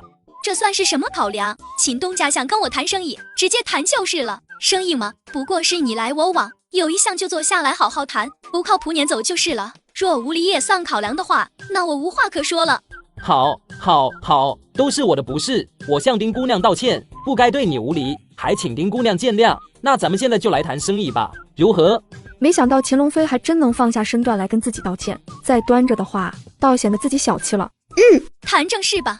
丁姑娘，丁家兄弟来跟我谈的时候，说是家里有个炭窑，成炭率相当的高，品相也非常不错，我才付了银钱的。刚刚听大彪说，为了不让丁家兄弟得逞，你们把炭窑砸了，说炭窑是你们家的，那咱们现在还谈什么呢？而且大彪也看到了，不过是一个旧着地是挖的简陋窑洞而已，我们试着挖一个就成了，你窑洞没了，现在还有什么资本跟我谈呢？秦东家要真是这么想的，我就更无话可说了。如果只是挖个炭窑那么简单，以你们炭厂的人力物力，又何须花钱去买？秦东家不是外行，这里面的门道自然清楚。烧炭看着简单，却是个技术活儿；挖个窑简单，想要烧出好炭，不出废炭，可就不简单了。那丁姑娘就跟我说说吧，怎么样才能烧出好炭来，还能不出废炭？我这里可要洗耳恭听了。接上回，那丁姑娘就跟我说说吧，怎么样才能烧出好炭来，还能不出废炭？我这里可要洗耳恭听了。想捡现成便宜吗？糊弄小孩子呢？丁小白说完这话就红了耳朵，他现在可不就是小孩子吗？一时激动，倒是忘了，轻咳了一声，赶紧往回找补。秦东家要是时间多的是，愿意自己挖个窑慢慢玩，那咱们就别在这磨洋工了，特没意思。没想到小丫头三两句话就占了上风，自己要是不服软，小丫头真可能不跟自己谈了。听童大彪说，他们三房是被丁家老宅赶出来的，净身出户，连根针都没拿走，家里穷得很。可看小丫头的架势，生意谈不谈得成的很是无所谓，并不像急着要钱的样子。而且那个磨洋工是啥意思？是让自己别磨叽了吗？丁姑娘倒是个心急的，我总得看看你说出来的法子合不合用，才能决定这生意做不做得成啊。做生意本身就是有风险的。秦东家啥时候听说买房子还要先把房子给人看，对方才决定买不买的？而且就算我的法子好用，你的人却偏偏又不好，烧不出好炭来，难道也要算到我头上不成？你这话简直就是没道理，竟然半点也唬不住小丫头。秦龙飞这时候是真服气了。哎呀，我的天哪！又是我错，丁姑娘消消气，你就说吧，炭窑的技术想卖多少银子？如果我们完全按照你的方法做，能不能保证我们出整窑的炭，而且都是好用的？那是自然的。高山哥把咱们的炭拿来，让秦东家看看咱家炭的质量。炭拿过来了，秦龙飞接过一看，眼睛就冒出光来。果然是好炭，怪不得丁姑娘这么有底气，这买卖我做了。只要丁姑娘能保证我能烧出一样的炭来，大彪去让账房拿银子，快着点，再拿纸笔墨砚过来，我这就跟丁姑娘签合约书。哎，厚礼，我这就签。童大彪乐颠颠的反身就走，走了2步回过头，童大彪憨笑着问道：东家让账房值多少银子？给丁家兄弟多少就给丁姑娘多少，难道还能亏了丁姑娘不成？童大叔，您先等等。话落，丁小白转头看向秦龙飞，秦东家，我的价码跟那两兄弟可不一样，我把炭窑的基数卖给您，可就是堵了我自己糊口的路子。那兄弟俩是无本的买卖，我可不是，我不只要教你们垒窑，还要教你们如何烧炭，这些丁家兄弟能教你们吗？我们的价码自然不会是一样的。这话把秦龙飞堵了个哑口无言，好半天才嗫嚅着道：我跟丁家兄弟买的也是烧炭的技术啊，不然买个没用的窑回来干嘛？可你们买到了吗？他们没技术呀，连窑都没有，哪来的技术？只能说你被他们骗了，这事儿您得找他们算账去，跟我可没半点关系。秦东家，您是聪明人，应该很清楚，买了他们的窑，你们得自己琢磨着盖窑，琢磨着烧炭，也不知道得费多少功夫，才能找出合适的规律来。买我的技术就不一样了，我能让你们直接就盖出合格的炭窑，第一窑就能烧出好炭，不会浪费半点材料。您觉得哪个更划算？还有很重要的一点要说明，我教给你们的烧炭方法不会再有这么大的烟尘，工人会减少生病的几率，您也不必隔上3-2年就淘换一批工人。秦龙飞这下子是彻底服了，小丫头竟然连炭厂经常要换工人都知道，想来对烧炭是真的门儿清，不知他知不知道自己还要顺便赔上一笔医药费呢？那你想要多少？既然丁家小姑娘已经把话说得这么明白了，秦龙飞也就直接开口问了。丁小白听了，伸出2只小手，10个手指头。丁家兄弟的10倍。你不是想要替丁家兄弟报仇，把他们的债再赚回去吧？我可是听说丁家老宅对你们家特别不好，你这是以德报怨。以德报怨何以报德？我还没缺心眼到那程度，被人欺负了还任劳任怨的。我不是圣母，也不当傻子。圣母是啥？没人听得懂，但傻子是啥？在场的人可是没有不明白的。行，10倍就10倍，这些钱你要咋花是你的事，我管不着。只要你把我的人教好，能烧出好炭来就成了。好的，那就这么说定了。您让人备些石料、青砖、糯米水、细沙土这些，我明天过来指导工人盖窑，也不用备的太多，够盖一间炭窑的材料就差不多了。记得把材料放在暖和些的屋子里，不然不等炭窑盖好，材料就要被冻上了。你的炭窑不是就地挖的吗？怎么听你刚才说的意思是要用砖砌呀？我就地挖窑是为了省钱，不过是凑合着用，家里穷的饭都吃不上了，哪有钱买砖盖窑啊？原来如此，我还当炭窑就该在地里挖呢。那咱们就说定了，接下来辛苦丁姑娘，明天我派车去接你。有车接谁还走路啊？丁小白也没跟秦龙飞客气，爽快的点头应下了。这性子真是对了秦龙飞的脾气。看这个老太太，把三房逼到净身出户不说，偷偷卖炭窑不成，又来搞事情了。娘，怎么这么晚过来了？你说我怎么过来了？坑了老娘还想当成没事儿人一样，想得真美呢。你赶紧的拿150两银子出来，帮我们把债还了。今天这事儿就算接过去了，不然我跟你个不孝子没完，连老子娘都坑，真出息。娘，我们刚搬家出来，啥都需要置办，手里哪有什么银钱？这事儿我真帮不上。天这么晚了，又齁冷的，你赶紧回去歇着吧。丁老太太一脚踹了上来，结果脚下一软，差点摔倒。到底是上了年纪，好在丁四锁眼尖，及时伸手扶了老娘一把。可觉得丢了脸面的丁老太太立马就发疯了。你个扫把星，糟烂货，方得我们老丁家不得安宁，咋不生下来就死了呢？白浪费了那么多的粮食把你养大，竟然还敢对老娘动手，黑心烂肺的玩意儿！原来在娘亲的心里，我都不算老丁家的人，他们才是老丁家。自己拼死拼活了这么些年，儿女媳妇跟着受罪，到底图个啥？丁老太太嘴里骂着还不解恨，手脚并用的扑了上来。丁三锁再气恨也不敢真的对老娘还手，只能不断的往后躲闪。